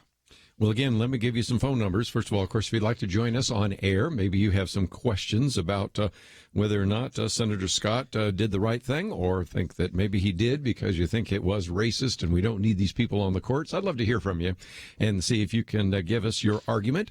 And again, that number is 1-800-351-1212. But if you'd like to call Tim Scott's office, I will be glad to give you that number. And, of course, it's very easy because when you call the Capitol switchboard, it's 202. That's the area code. So it's 202-224. And you use that for any senator. So 202-224. So really the four digits you need are 6121. 202-224-6121. And just, again, to give you a sense of what was so controversial, he, again, 19 years of age. Yep. Okay, again, maybe making a snarky comment, but he said, I submit that the multiculturalists, when they divide up by race for their feel-good ethnic hoedowns, that's what got him in trouble, engage in nearly all of the fundamental behaviors of groupthink. And then a little bit later, he was making the snarky comment, white students have done just fine without an Aryan student union. In other words, why do we have all these groups helping them? Mm-hmm. And so he's critical of diversity in the way it was used at Stanford and the multiculturalists, and probably reacting to something that came down from the Office of Diversity at Stanford at that time. I don't even know the context. But it is amazing to me that somebody of that age, when they go back and get the copious paper trail, that they go all the way back to something somebody wrote in college. I guess that's fair game, but it just, I think, illustrates, first of all, how far the Democrats were going to try to derail a nomination of a conservative on the Ninth Circuit. But then you have the other issue, and that is, of course, Tim Scott out of nowhere saying, well, I'm African American and I'm offended by his comments about multiculturalism. So really? you're surprised, it's surprising how far the Democrats went back, but guess what now this is going to do? Yeah, it worked. Yeah, there it will worked. be archaeological investigations like you've never seen before, and there will be people twisting comments out of context like That's never right. before. Is that fair? Absolutely. I'm afraid that's what we're headed toward. So I know some of you have some comments, so if you'd like to leave a comment with us, we certainly will take those calls, 1-800-351-1212. And again, I gave you the number for Tim Scott's office. Maybe you'd like to express your opinion. Of course, Tim Scott then also convinced Marco Rubio. I could give you that number, but Tim Scott's number, which I just mentioned, 202-224-6121. And we'll come back and take some of your comments and talk a little bit more about some of these other nominees right after these important messages.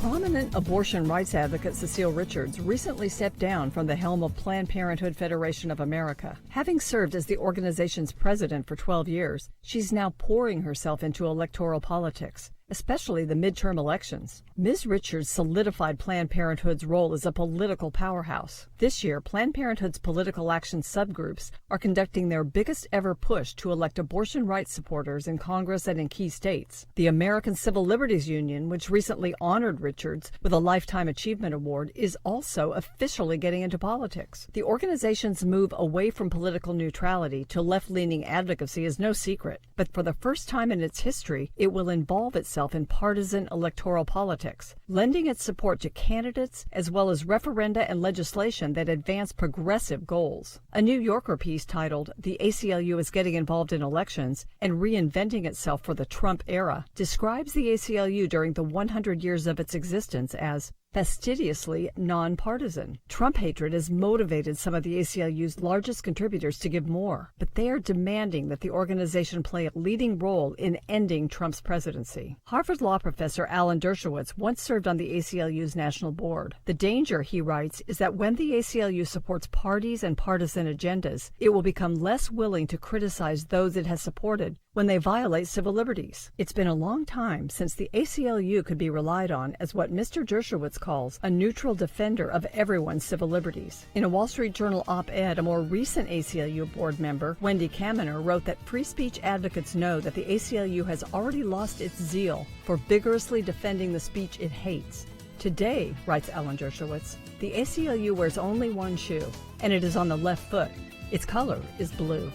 For Point of View, I'm Penna Dexter.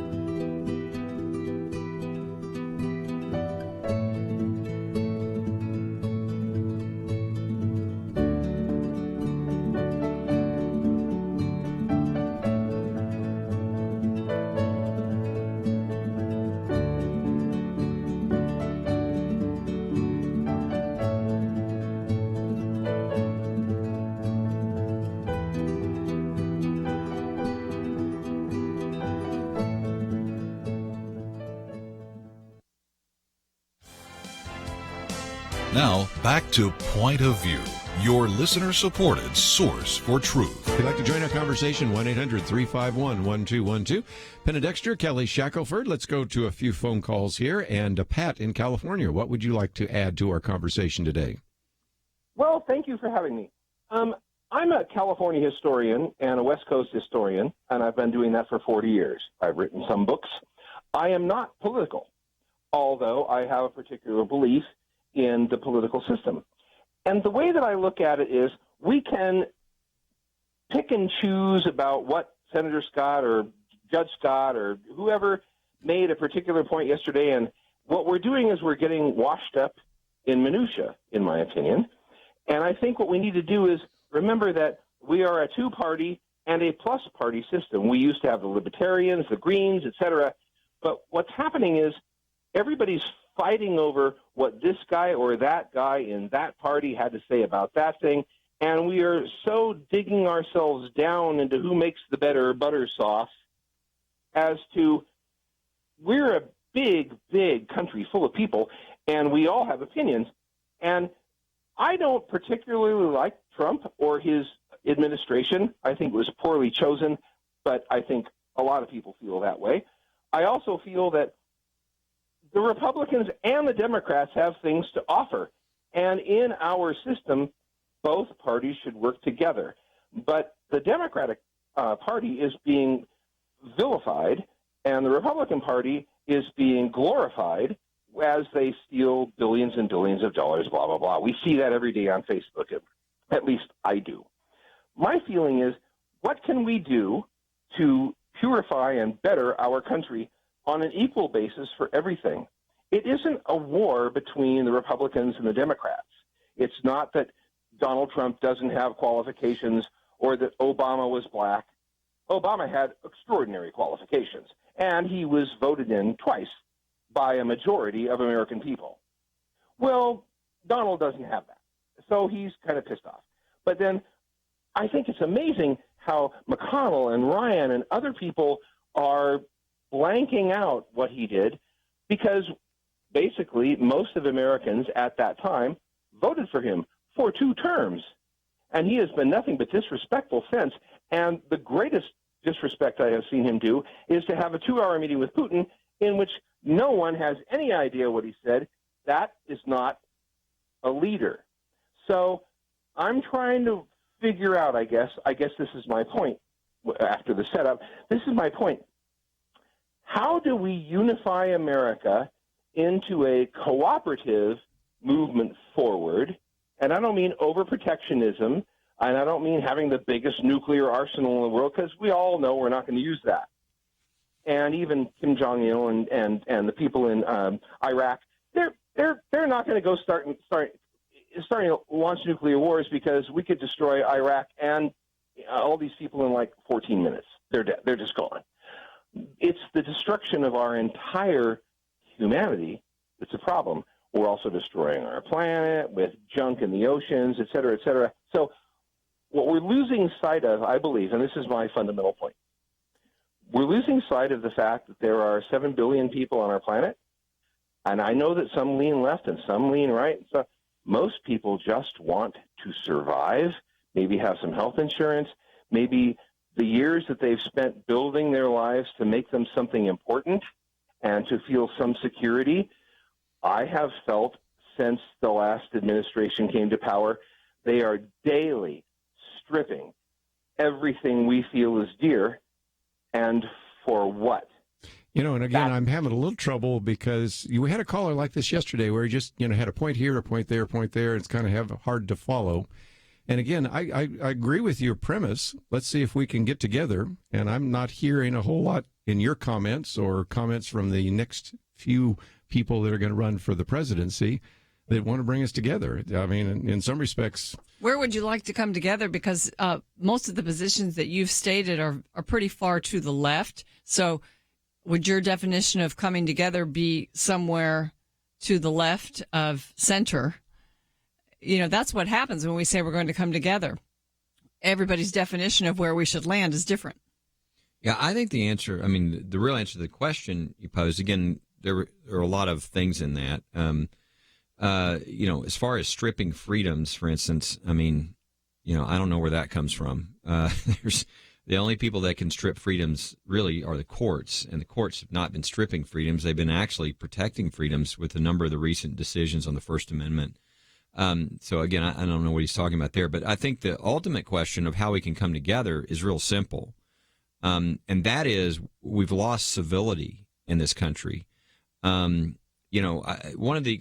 lots of examples of this, but one of them was, let's take it when you had the shooting in Florida, the school shooting, and CNN had that big sort of talk thing, and they brought on one of the people to be questioned was the NRA representative, Dana Loesch, And it was one of the more vile things I've ever watched. It was just people. I mean, look, I understand there's people there that have lost people, and they're going to be upset, and they can really question and ask good questions to the person on the NRA side to really get that out. But it was just full of hatred and attacks and disrespect. And to me, what I saw was the example of what caused the shooting. It's that type of lack of civility. And I think as a society, we're going in a very wrong direction, that we have people on different sides. We can speak really, strongly about, hey, I believe this, but when we get to the point where we sort of lose civility and the ability to have an open discussion, stuff like what happened with Whoopi Goldberg yesterday, and what she did to Judge Jeanine Pirro, that kind of stuff shouldn't be tolerated in our country. Whoopi Goldberg should be out of her job. That's what should happen in this country. And I think if we reinstituted that, I think that would make the biggest difference. And the concept of this to me is go to Timothy and what the scripture says about praying for your leaders. Nero was their leader at the time, right? So, when Barack Obama won, I know lots of Christians who prayed for Barack Obama, even though they did not want him to be president. But once he was, they did. Are people doing that with Trump? I'm not hearing a lot of that. I think that is the biggest issue, not a specific issue. It's the whole deal of the heart, how people are treating one another. To me, that is the biggest deal where people could come together, is just start treating each other as people made in the image of God. We did have a question about Ryan Bound's nomination and Tim Scott. So, Lewis in South Carolina, I think you made a phone call. So tell us what you found out. Yes, Kirby, I did. I called Senator Scott's office in Washington and spoke to a gentleman named Albert, and he said the only thing he could tell me is what Senator Scott said initially about this, and that probably another statement will come out today. But I told him that I'm a supporter of Senator Scott since Nikki Haley put him into office, but this could change my mind. I disagree with this wholeheartedly. Well, again, I think very highly of Tim Scott, even if I disagree with this decision. So, again, don't want you to make a judgment on one mistake. I certainly don't want to make a judgment on one mistake that Ryan Bounds did when he was 19, and I don't want to judge Tim Scott on one mistake maybe he made here. But nevertheless, it's disappointing. Yeah. But I do think it's great that people talk to their representative, because I think this issue of judges is a big issue. It's a long-term issue. It's putting people in the court for 30 years. It's about the future. When my grandkids come into courts, these are going to be the judges that they have, and it's about the freedom that they're going to have. And so I think it's great for us to I really appreciate you calling your senator. I think they need to know when you're concerned, because I think they want to know. If their people are upset about something they did, I think they would want to know so they can reanalyze. Did I make the good decision there, or do I need to shift this on the next one? Concerned about what the Ninth Circuit Court will look like after this decision, but we'll take some more phone calls right after these messages. We live in a digital generation. Point of View is reaching this often overly plugged-in generation with truth. You can keep up with us 24 hours a day using your phone, your tablet, your laptop, or your desktop. Search for the Point of View Radio Talk Show on Facebook, where you can keep up with today's issues, learn about current and upcoming guests by liking us on Facebook. Also, follow us on Twitter. Our handle is @PointOfViewRTS. That stands for Point of View Radio Talk Show. Learn, interact, make a difference with Point of View using new media. And here's one way you can make a big difference. Help us increase our reach by spreading the word among your friends. Share a Facebook post. Tag us in a tweet. With enough joining us to plant seeds, we'll see a tremendous harvest. Come on, it only takes a minute. Search for Point of View Radio Talk Show on Facebook, @PointOfViewRTS on Twitter, and subscribe to the Point of View Radio Talk Show channel on YouTube. Learn, interact, share. The Point of View Radio Talk Show. Point of View will continue after this.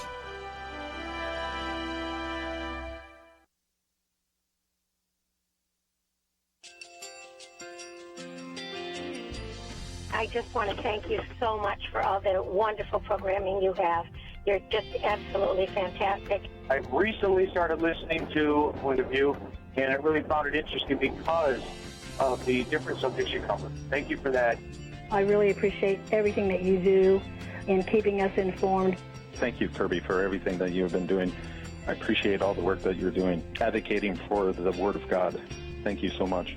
Point of view, I think, is absolutely necessary because it's a Christian perspective, a biblical worldview perspective, and receive very current, up-to-date information about what is really going on, week to week in our culture, which is changing so rapidly, and yet it's morally sliding backwards.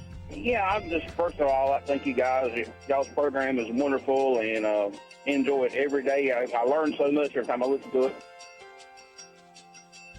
Point of View Radio Talk Show.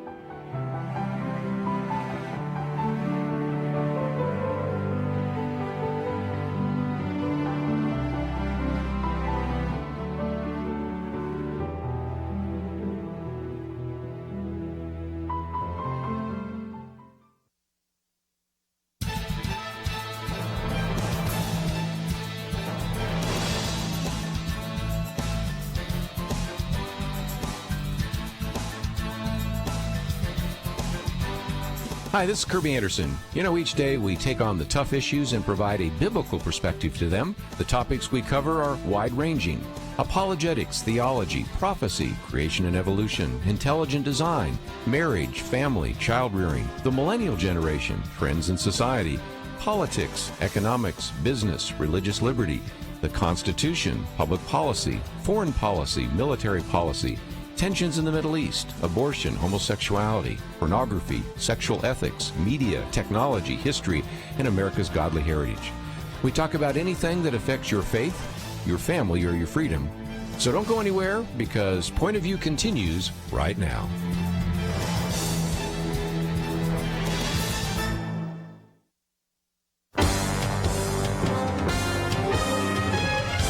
Across America, live.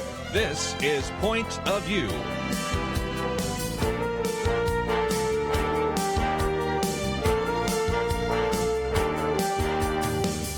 And now, Kerby Anderson. Thank you for joining us as our weekend edition. If you'd like to join the conversation, 1-800-351-1212.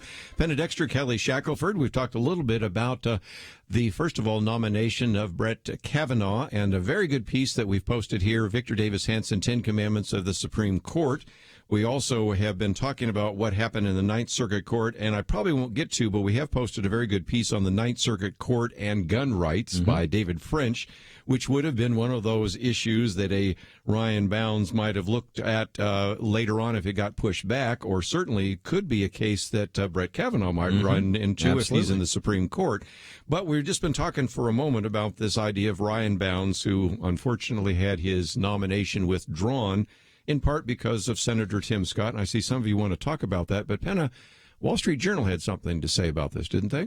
Well, the reason that he had to pull his nomination and back out of this, and, you know, because he's such a well-qualified nominee, was that they went back and they found some things that he wrote as a Stanford student about multiculturalism. And the Wall Street Journal talked about it today in an editorial saying that he was a college kid writing sarcastically about political correctness, identity politics, and multiculturalism. And, you know, those are problems, I'm sorry to say, on the college campus, and we're seeing it now. I mean, the growth of some of these organizations it's legitimate to have organizations, but many of them have just become crazy. Talk about being divided. College campus is, and it's really hard to be a white male there now. And let me just also get back to Kelly's point, because he said this is going to make it harder for other nominees. It's going to affect Brett Kavanaugh, because this is a quote from Chuck Schumer's communications director, who said, Republicans just sunk the Bounds nomination based on his college writings. So after that, how are they going to argue that Judge Kavanaugh's White House papers aren't relevant to the nomination of the Supreme Court? I'm telling you, I was when this happened yesterday, I just happened to be with a number of these people who were appointed to be federal judges who were just waiting on their vote, and they immediately said, this is blood in the water. This is going to create now all kinds of lies are going to be said about me. I'm going to be attacked. All this is doing is encouraging things. And so, I'm just very, I like Senator Scott. I think he's done a lot of great things, but I think this was a really big mistake. And what he did, I think, is causing damage and is going to encourage a lot of bad activity. And I think it's so important to have good judges on the court. I hate that we lost a really good judge on the Ninth Circuit. We need some more good judges on the Ninth Circuit. And in just a minute, we're going to read some opinions from a very good judge that has made its way to the court. But let's at least take another phone call or two left over from the last hour. So we'll go to Missouri, KNEO. Ann, what is your thoughts today? Hi there. Well, first I want to tell you I'm a 40-year listener. I was way back there with Marlon Maddox. Wow. Awesome. I've loved Point of View forever. Tim Scott. I watch politics all across the country, and I have been so impressed with him. And I just can't believe, hardly, that he's done this.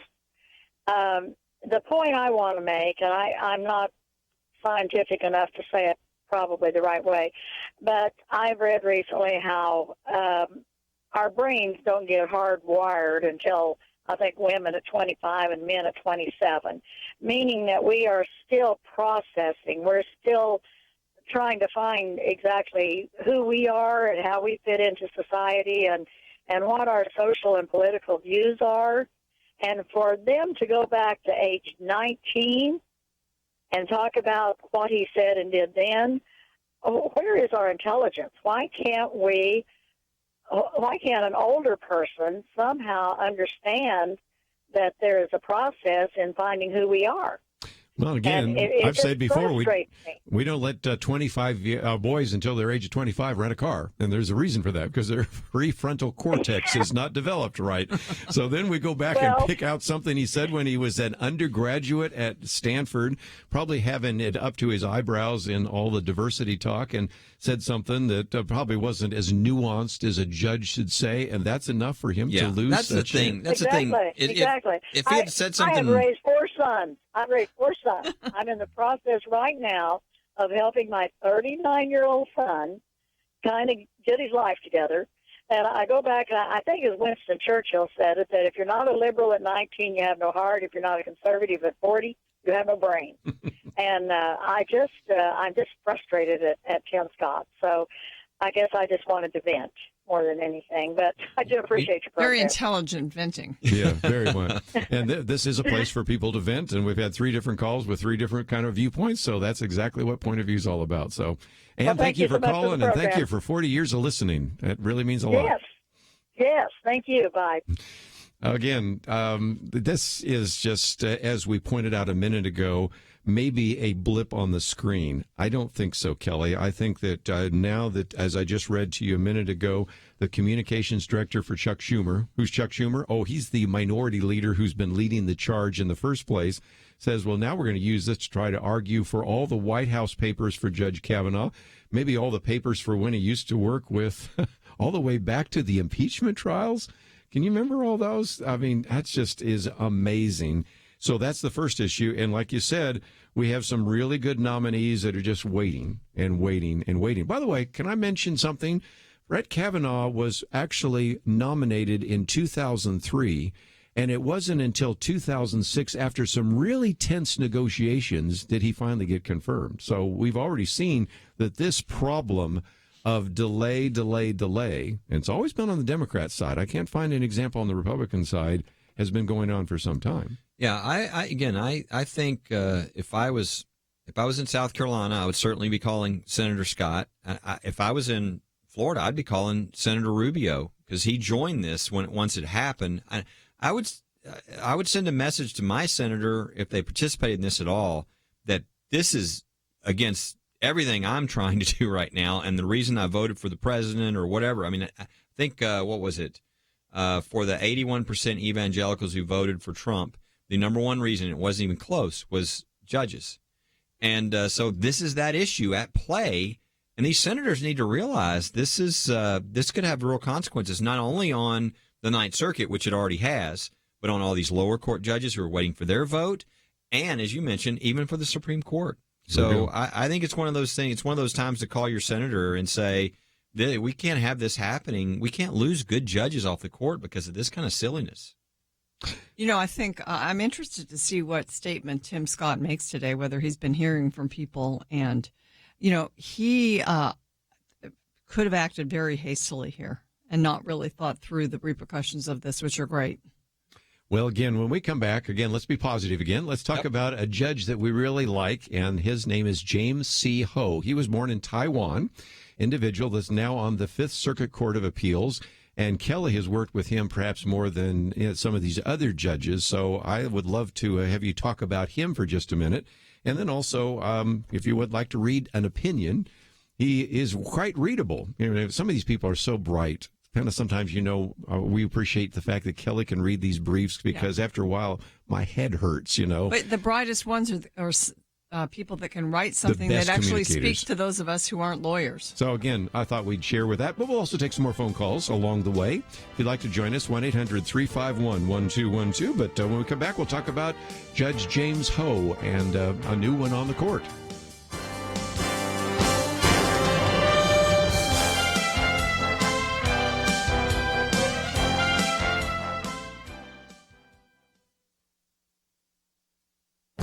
This is Viewpoints with Kerby Anderson. You know, our nation's intelligence gathering is in the news, so I read with interest a transcript of a speech Herbert Meyer did for the Hillsdale College Leadership Seminar. He served as a special assistant to the Director of Central Intelligence and was the vice chairman of the CIA's National Intelligence Council. Meyer reminds us that from the end of World War II until 1982, every president's objective had been not to lose the Cold War. When President Ronald Reagan came into office, he wanted to change that mindset. He switched from playing defense to playing offense. So Reagan's Director of Central Intelligence, William Casey, asked the CIA's Soviet division two obvious questions. Where is the Soviet Union weak, and where is it most vulnerable? The surprising answer they received was, we don't know. No one has ever asked this before. Over the years, the CIA and other intelligence gathering agencies were able to gather lots of information about Soviet strengths, infantry divisions, nuclear missiles, tanks, submarines, but never collected information on Soviet weaknesses. Meyer says that under Casey's leadership, they refocused collection efforts and found all sorts of Soviet vulnerabilities. President Reagan used these weaknesses and vulnerabilities to put pressure on the Kremlin. 8 years later, the Berlin Wall came down, and 2 years after that, the Soviet Union ceased to exist. There's a lesson to be learned here. Sometimes the important information is out there but never collected because it doesn't seem relevant to the intelligence gathering mindset the president or the bureaucracy might have. Meyer says that intelligence work is like science. You don't collect random information and hope that something will pop up. You need an informed view of the world and know what you want to accomplish. I'm Kerby Anderson, and that's my point of view.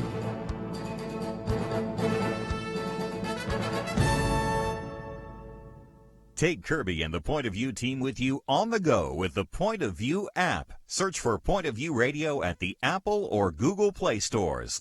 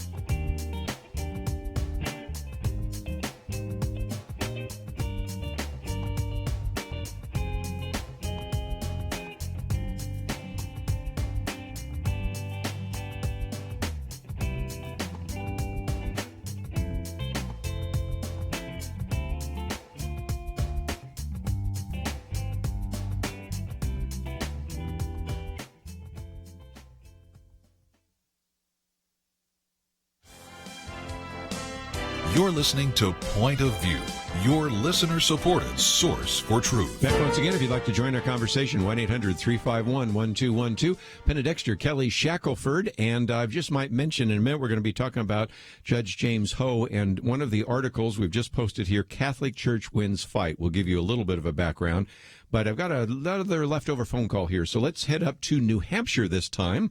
WSEW. Vinny, thank you for calling today. Yeah, thank you, Kerby. Keep up the good work, my friend. Appreciate it. I was up in Vermont, and I got to come over and see you guys over there in New Hampshire sometime. But what's your comment for us today? Well, I was wondering, didn't someone famous recently say that elections have consequences? I believe so. Yeah, so can't we just remind them and everybody else in this country that elections do indeed have consequences, and this is it right here?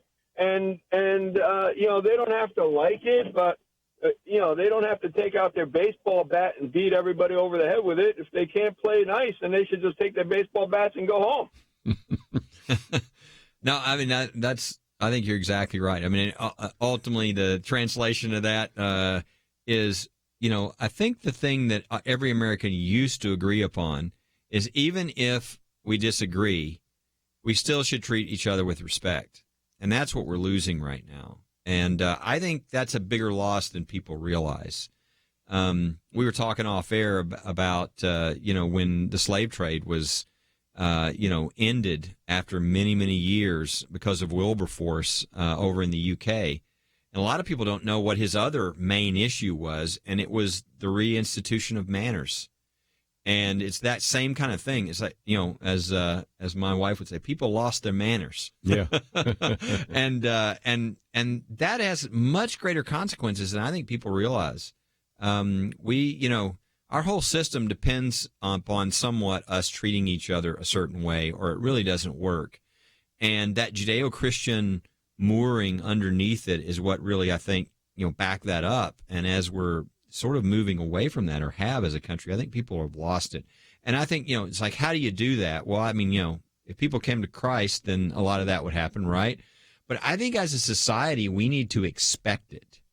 And when people don't act the right way, I think there need to be consequences. So when Whoopi Goldberg acts like she did yesterday, I think she should be suspended for at least a month by ABC.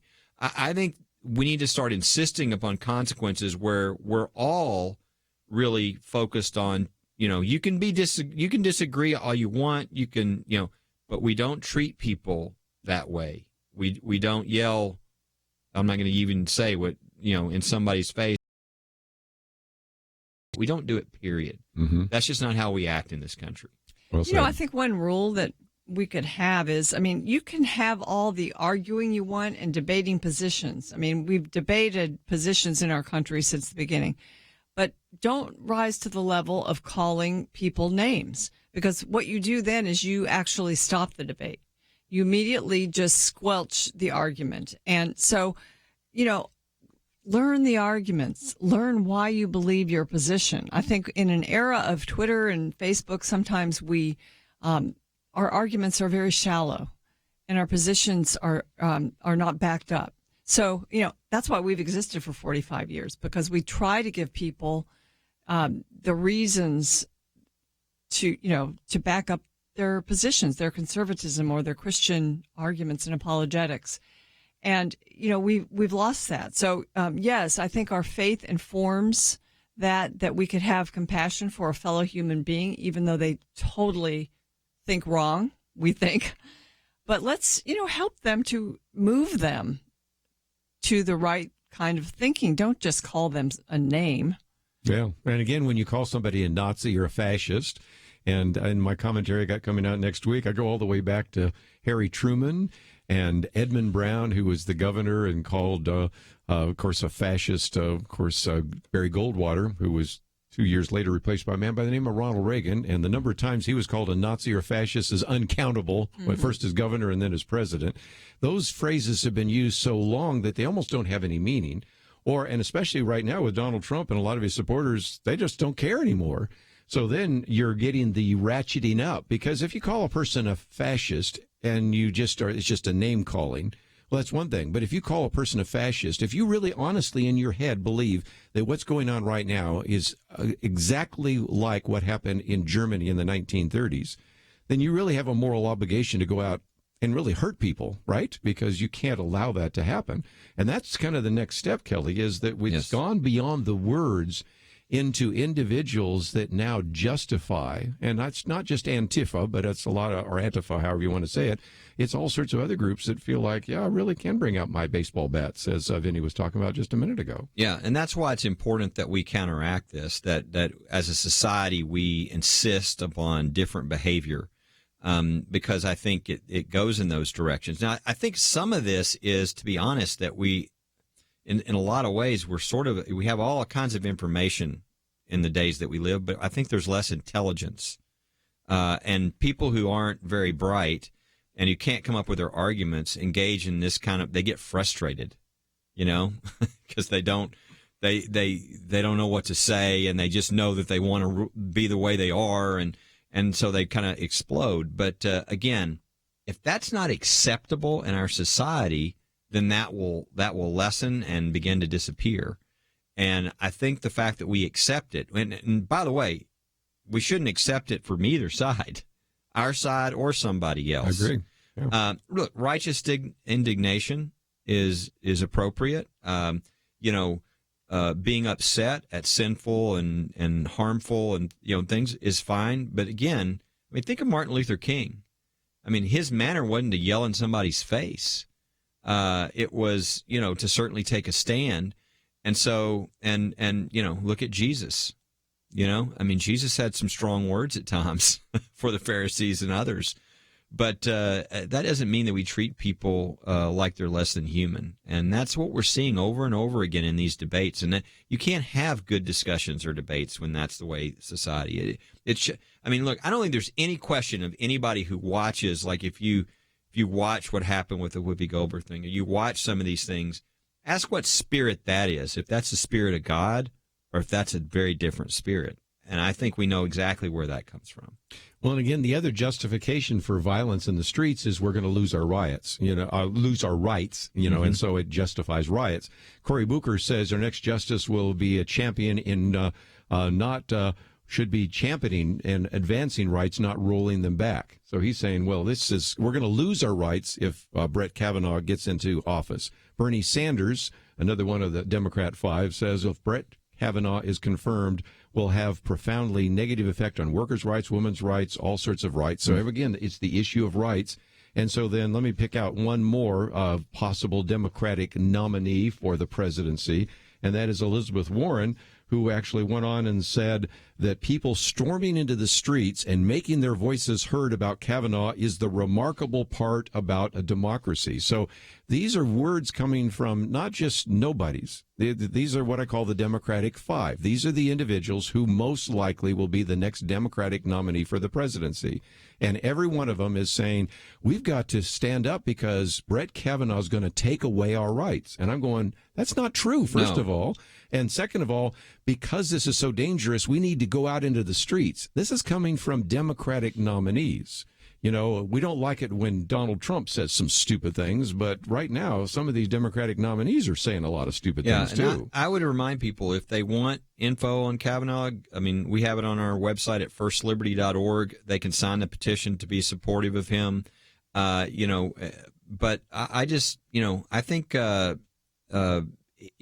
at the very, all right, let's say that they're right and Kavanaugh does all these things they fear, like overturns Roe v. Wade, blah, blah, blah, blah, blah, which, again, I don't think is going to happen with five justices. But let's say he does. It doesn't take away their rights. It passes it down to the states. So it doesn't take away anything. It just leaves it to them and their community and their state. And none of these things, that's the whole point. These are justices who don't want to make decisions for people. If it's in the Constitution, it has to be protected. But if it's not, then they're going to say that's up to your state legislature, your city, your county. That's up to you and your community and how you want to arrange things. The courts have been such a tool for the left to get some of these quote unquote rights, things that are really not in the Constitution. They are panicked. They're losing the tool. The courts are going back to their purpose that was delineated in our founding documents. They're panicking. That's why they're calling people out to the streets. Well, it is amazing. And I just quoted from three of them. We didn't give you a quote from Joe Biden or Kamala Harris, but, these are the five people most likely that would run against Donald Trump, and one of them probably will be the nominee. I expect them to say, let's win on the ideas. That's a good debate. Mm-hmm. I'd like to hear what those ideas are. But don't tell me we're going to strip people's rights away. That doesn't make sense, and it scares people, and that's why they go out in the streets. We'll take a break, come back with more right after this.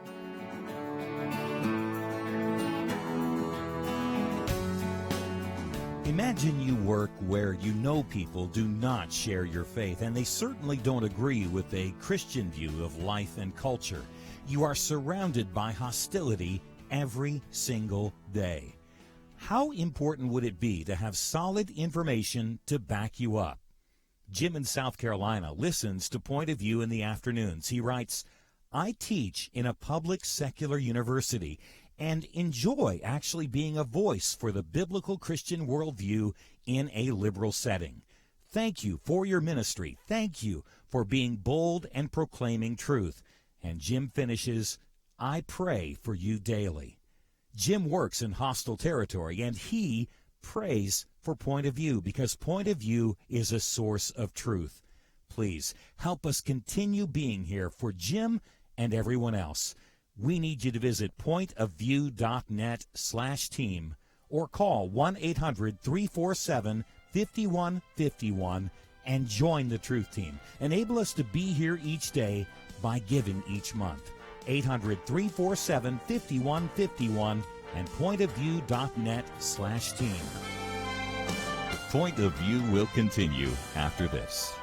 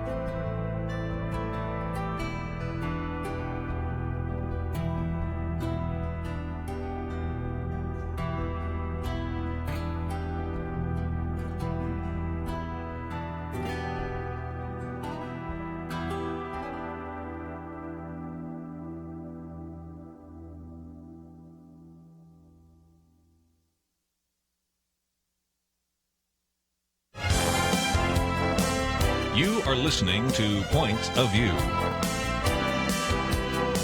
The opinions expressed on Point of View do not necessarily reflect the views of the management or staff of this station. And now, here again is Kerby Anderson.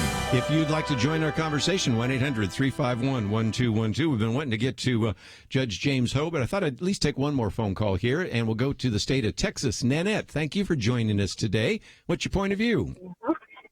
My point of view is what I heard this man say about Whoopi Goldberg. I thought we had the freedom of speech. You do have freedom of speech against the government, not against your employer, not against if I don't like what you say, I can turn the TV off. You know, that's Freedom of speech is the right to say things without the government telling you can or punishing you in any way. Okay. That includes the right of people to disagree and for you to suffer consequences because they don't like what you said, as far as that I'm not going to buy from you, I'm not going to. So that's the way freedom of speech works. It's against the government. Right. But this lady was saying something about Trump, and Whoopi had a comment. Because she didn't like what she said. Well, she also didn't let the guests they invited onto the show speak. She spoke over her. Well, and then she used a number of expletives in her face, which on a network television is hardly inappropriate for the host. That's not how we should treat anybody. But again, I agree with you, Nanette. You have freedom of speech. You're She's free to do it. Say whatever you want to say even about me. But I think there could be some consequences. I am not going to say nothing about you because I don't even know you. But what I'm saying is, I look at it like this. When Barack Obama was in office, everybody put him down. But look what Trump is doing. Everybody agreeing with what Trump doing. Only thing Trump trying to do. Gosh. I'm just the opposite. I think there are a lot of people, including a lot of the roundtable discussions we've had here about disagreements about some of the things he said and done and all those kinds of things. Anyway, the point we're making is Whoopi Goldberg has the freedom to say whatever she wants. So does Roseanne Barr. But you know what? Roseanne Barr did pay a price for that. She did. Right? You know? And Whoopi Goldberg will not. And the question is, what kind of network does ABC want to be? Yeah. You know, I mean, what do they want to stand for? And I think this is in our, again, freedom of speech doesn't mean everybody can say what they want without consequences. They have the right to speak. The First Amendment is the restraint of the government. We don't want the government to tell us what we can say. But you know what? In my neighborhood, if people are disrespectful, the other neighbors will shun them, and appropriately so. People should treat people with respect, and the community will force that upon people because otherwise we can't even speak to each other, and so that's how we should be. So yeah, just like she didn't like people who were disrespectful, and it's different saying I disagree or I'm going to say something bad about President Trump, President Obama. I'm talking about one-on-one, how we're conversing with one another. And whether we're acting, again, engaging in expletives, name calling, as we talked about, all that versus a discussion. Yeah. And again, don't think that we think that everything Donald Trump says is good. I mean, there is one of the reasons we have a loss of civility is because he's not a very civil individual and either. He calls people names. Yeah, all the time. And so, if we want to clean up the act, I think that has to happen at every level. And certainly starting with each one of us and how we conduct ourselves on television, radio, social media, across the fence in our neighborhood, those kinds of things, all very relevant issues. Of course, that generated a lot more phone calls, but before we do, I want to get to one of the positives we were going to get to about 15 minutes ago, and that is a lot about Judge James Ho, and for people that don't know him, we've posted a very good article that also shows the importance of getting a good judge on the bench, and this has to do with a Catholic Church fight that they actually won. Tell us more, if you might. Yeah.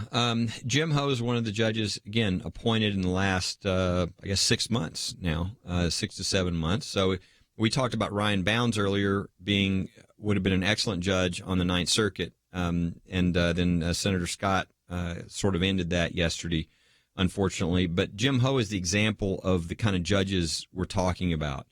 And his first opinion, I think his first line, you remember this, Kerby, but he said the problem with constitutional jurisprudence is judges making up rights that are nowhere to be found in the Constitution while at the same time refusing to enforce and protect the rights that are specifically enumerated. And, I mean, the liberal, newspapers just went crazy, just oh, my gosh, can't believe he said that.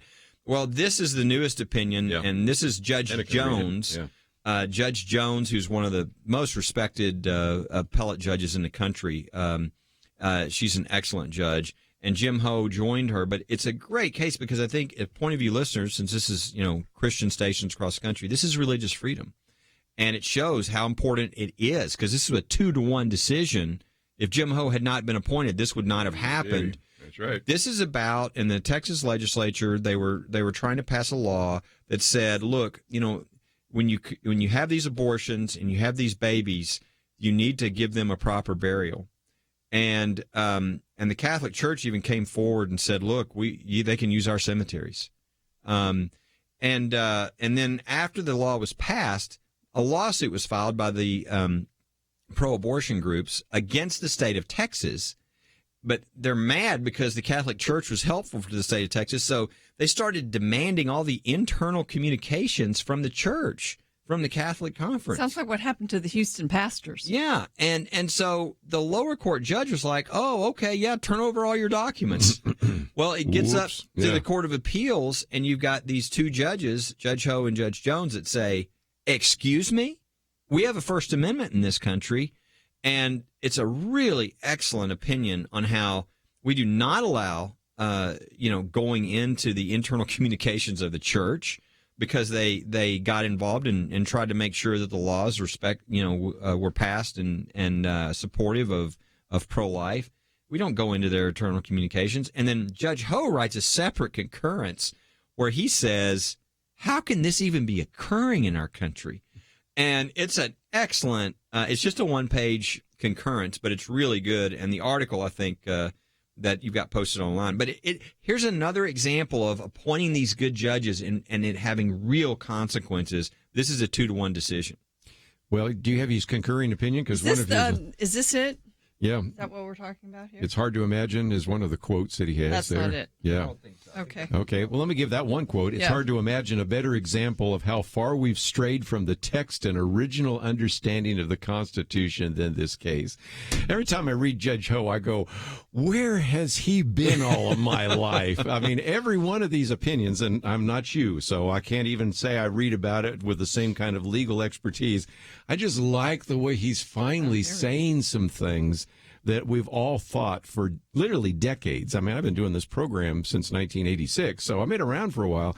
Yep. I've never seen a judge write like that, other than maybe Antonin Scalia. So he's become one of my favorites, if you will, already. Yep. And I don't even know who he is yet. I haven't even met him yet. So here's Kelly's quote about this, because he was quoted in the Fort Worth Star-Telegram article. Religious liberty means nothing if trial lawyers can mobilize the power of the federal judiciary to harass the Catholic Church.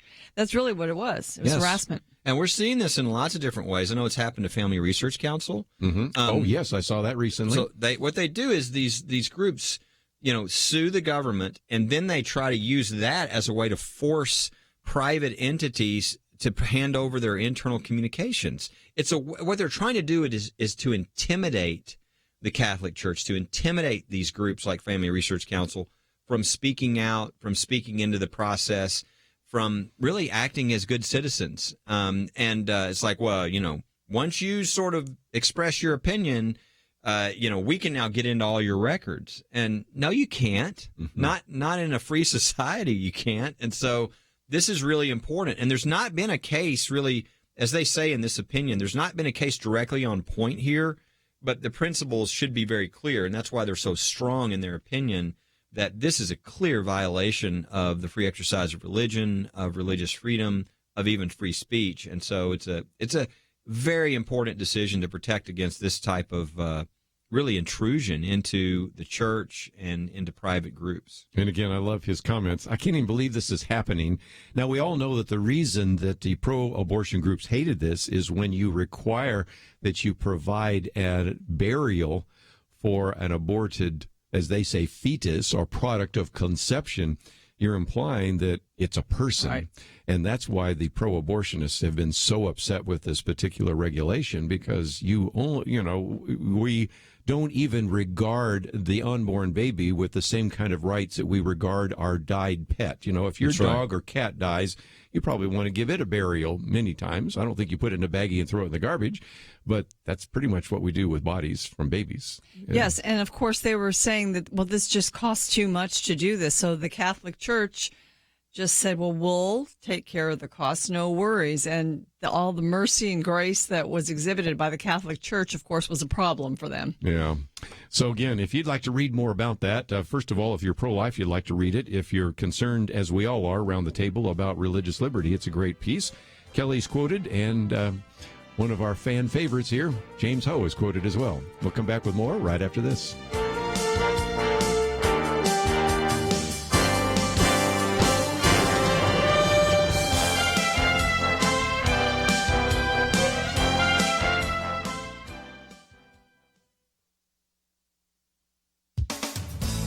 Prominent abortion rights advocate Cecile Richards recently stepped down from the helm of Planned Parenthood Federation of America. Having served as the organization's president for 12 years, she's now pouring herself into electoral politics, especially the midterm elections. Ms. Richards solidified Planned Parenthood's role as a political powerhouse. This year, Planned Parenthood's political action subgroups are conducting their biggest ever push to elect abortion rights supporters in Congress and in key states. The American Civil Liberties Union, which recently honored Richards with a Lifetime Achievement Award, is also officially getting into politics. The organization's move away from political neutrality to left-leaning advocacy is no secret, but for the first time in its history, it will involve itself in partisan electoral politics, lending its support to candidates as well as referenda and legislation that advance progressive goals. A New Yorker piece titled "The ACLU is Getting Involved in Elections and Reinventing Itself for the Trump Era" describes the ACLU during the 100 years of its existence as fastidiously nonpartisan. Trump hatred has motivated some of the ACLU's largest contributors to give more, but they are demanding that the organization play a leading role in ending Trump's presidency. Harvard law professor Alan Dershowitz once served on the ACLU's national board. The danger, he writes, is that when the ACLU supports parties and partisan agendas, it will become less willing to criticize those it has supported when they violate civil liberties. It's been a long time since the ACLU could be relied on as what Mr. Dershowitz calls a neutral defender of everyone's civil liberties. In a Wall Street Journal op-ed, a more recent ACLU board member, Wendy Kaminer, wrote that free speech advocates know that the ACLU has already lost its zeal for vigorously defending the speech it hates. Today, writes Alan Dershowitz, the ACLU wears only one shoe, and it is on the left foot. Its color is blue. For Point of View, I'm Penna Dexter.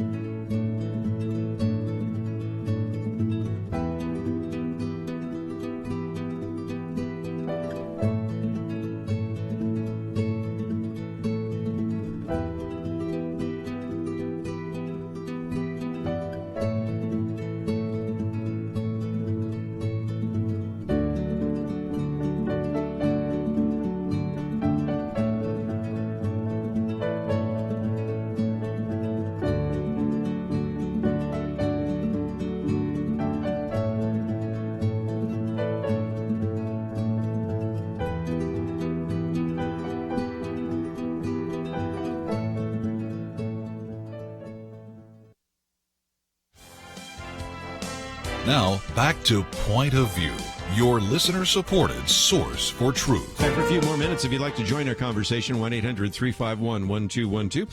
Let's head out to Georgia for a minute, WPWB. And Jeannie, what's your point of view for us today? Yes, I was listening about the abortion passing in Texas, and the thing is, I was wondering if they were concerned, the abortion clinics, if someone buried the babies, they would discover that a lot of the baby body parts are missing because they're being sold. Do you think that's a possibility? That would be another problem, yes, obviously. And, of course, the theory is they're supposed to get consent, but we all know the stories because of the background videos. I Kelly? think the main concern is that they're having to ask these women before the abortion. Yeah. That's the concern, because then, as Kerby said, when they say they're asking about a burial, it immediately they go, "Oh my gosh, this is a human being. Yeah, maybe I shouldn't have an abortion." I think that's the main reason, but that could be an implication as well. Boy, you thought of something I hadn't thought of, but it's kind of intriguing. So I don't know. Okay, just wanted to throw that out there for a point of view. Well, it is a good one. It's just a good illustration. Just before we wind down today, some people kind of tune in and tune out, and some people might say, "You were talking about Tim Scott, but I didn't hear what that was all about." So I thought for a minute, Kelly, if you wouldn't mind summarizing that. I've met many people that listen to all 3 hours of the program, or all 2 hours. Sometimes people will be online and listen to all 3 hours because we do broadcast 2 hours for the national audience.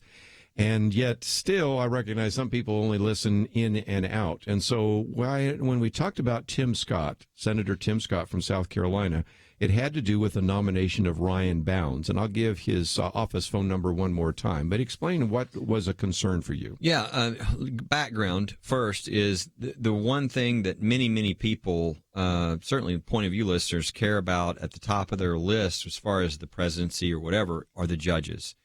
These are appointed for life. There's been 45, I think, now confirmed, and there are 184 more seats waiting to be filled. Wow. These are lifetime appointments, and the people going on those courts has just been there's not a comparison. They've been better than ever in our country. I've never seen the quality. These are a lot of people, strong believers, would never turn away from the Bible, would never turn away from the Constitution, brilliant lawyers, many times former U.S. attorneys and the prosecutors, just great experience and very committed, sort of humble, I'm not going to be a legislator type people.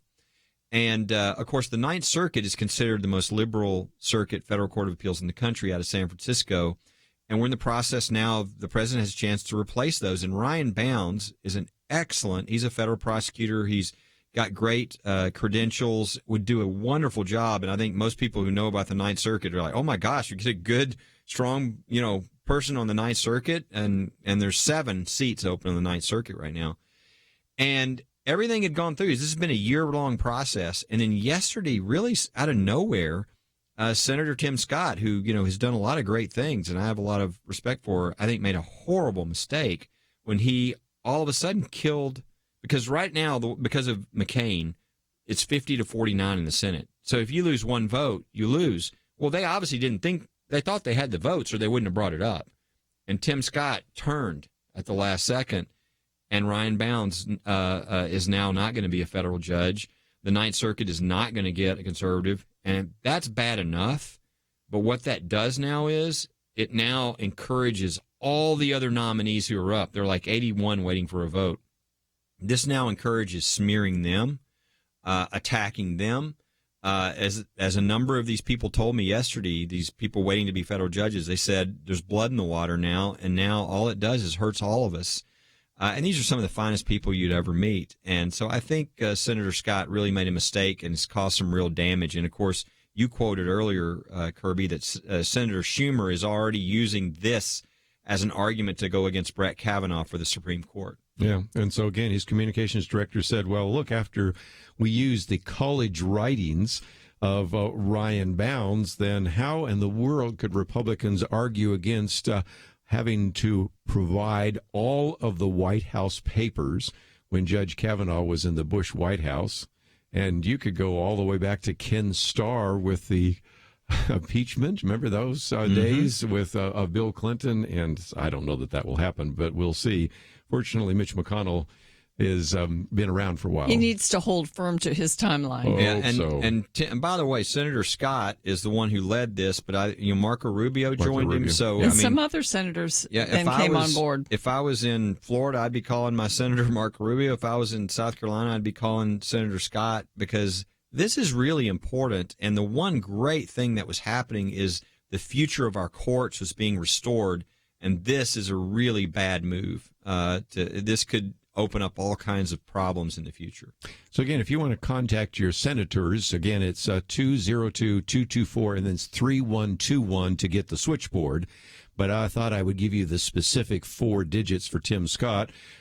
We could go down and give you the ones for Marco Rubio and everything, but you can get from the Capitol switchboard. But Tim Scott's particular 4 digits are 6121. So it's 202-224-6121 if you'd like to express your opinion, since we have some listeners in South Carolina and individuals that no doubt voted for him and appreciate him and maybe want to get some further clarification from him. We would greatly appreciate that. And we'll see where this plays itself out. But again, Kelly, you have said this before, but it's amazing when I share this with people in other parts of the country as I've traveled around.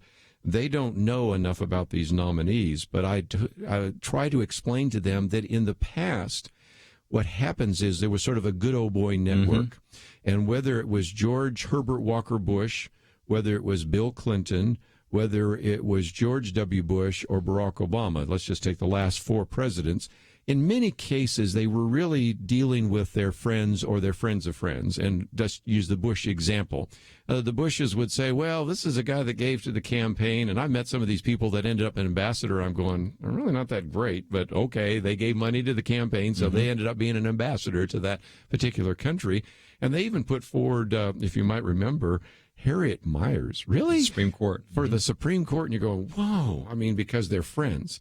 Donald Trump came in, and to be perfectly blunt, he doesn't know all of these individuals. So I think he knew one judge, his sister. Yeah, he knew his sister, which is interesting because we'll see whether Hardiman comes from there because he actually serves with him. But instead, what he does, Kelly, as far as I can tell, is say, well, those of you in the Heritage Foundation, those of you at First Liberty, those of you in the Federalist Society, you know more about that. So who would you recommend? And you're getting the best and the best and the best. We all really the are. time. I mean, that's why we get Gorsuch. That's why we're going to get Brett Kavanaugh. I mean, we're getting excellent, very competent. It's not politics. It's judges who actually are humble, who don't think their job is to be a legislator. And I'll do this really quickly, but understand how hard that would be. If you're a Supreme Court justice and you have the power to do whatever you want and you think you can do good, it's tempting to do what you think is good. To actually say, you know what, my job is not to make these policy decisions for the country. My job is to apply the law. And if the law is wrong, I've got to say, this law is messed up. You're going to have to go redo this. I'm not going to pass a law myself. And some judges don't have the character to do that. To get judges who understand that philosophy and understand my role is to be a judge, not a legislator, I've got to simply apply the Constitution, apply the statutes, and then step back and let the people decide everything else. That's the kind of judges we want, and that's the kind of judges we're now getting. And these judges are going to be on the court for decades. So that's why what Senator Scott did was, I think, very damaging, and let's just hope we can cauterize the damage because it could cause trouble in something that's been going really well. Well, again, I hope you have a great weekend. British Open, and, of course, a lot of baseball. And, of course, we had the All-Star game, so I hope you'll have a great weekend. I want to thank both of you for being here. We will see you back here on Monday, right here on Point of View. We live in a digital generation. Point of View is reaching this often overly plugged-in generation with truth. You can keep up with us 24 hours a day using your phone, your tablet, your laptop, or your desktop. Search for the Point of View Radio Talk Show on Facebook, where you can keep up with today's issues, learn about current and upcoming guests by liking us on Facebook. Also, follow us on Twitter. Our handle is @PointOfViewRTS. That stands for Point of View Radio Talk Show. Learn, interact, make a difference with Point of View using new media. And here's one way you can make a big difference. Help us increase our reach by spreading the word among your friends. Share a Facebook post. Tag us in a tweet. With enough joining us to plant seeds, we'll see a tremendous harvest. Come on, it only takes a minute. Search for Point of View Radio Talk Show on Facebook. Point of View RTS on Twitter, and subscribe to the Point of View Radio Talk Show channel on YouTube. Learn, interact, share. The Point of View Radio Talk Show. Point of View is produced by Point of View Ministries.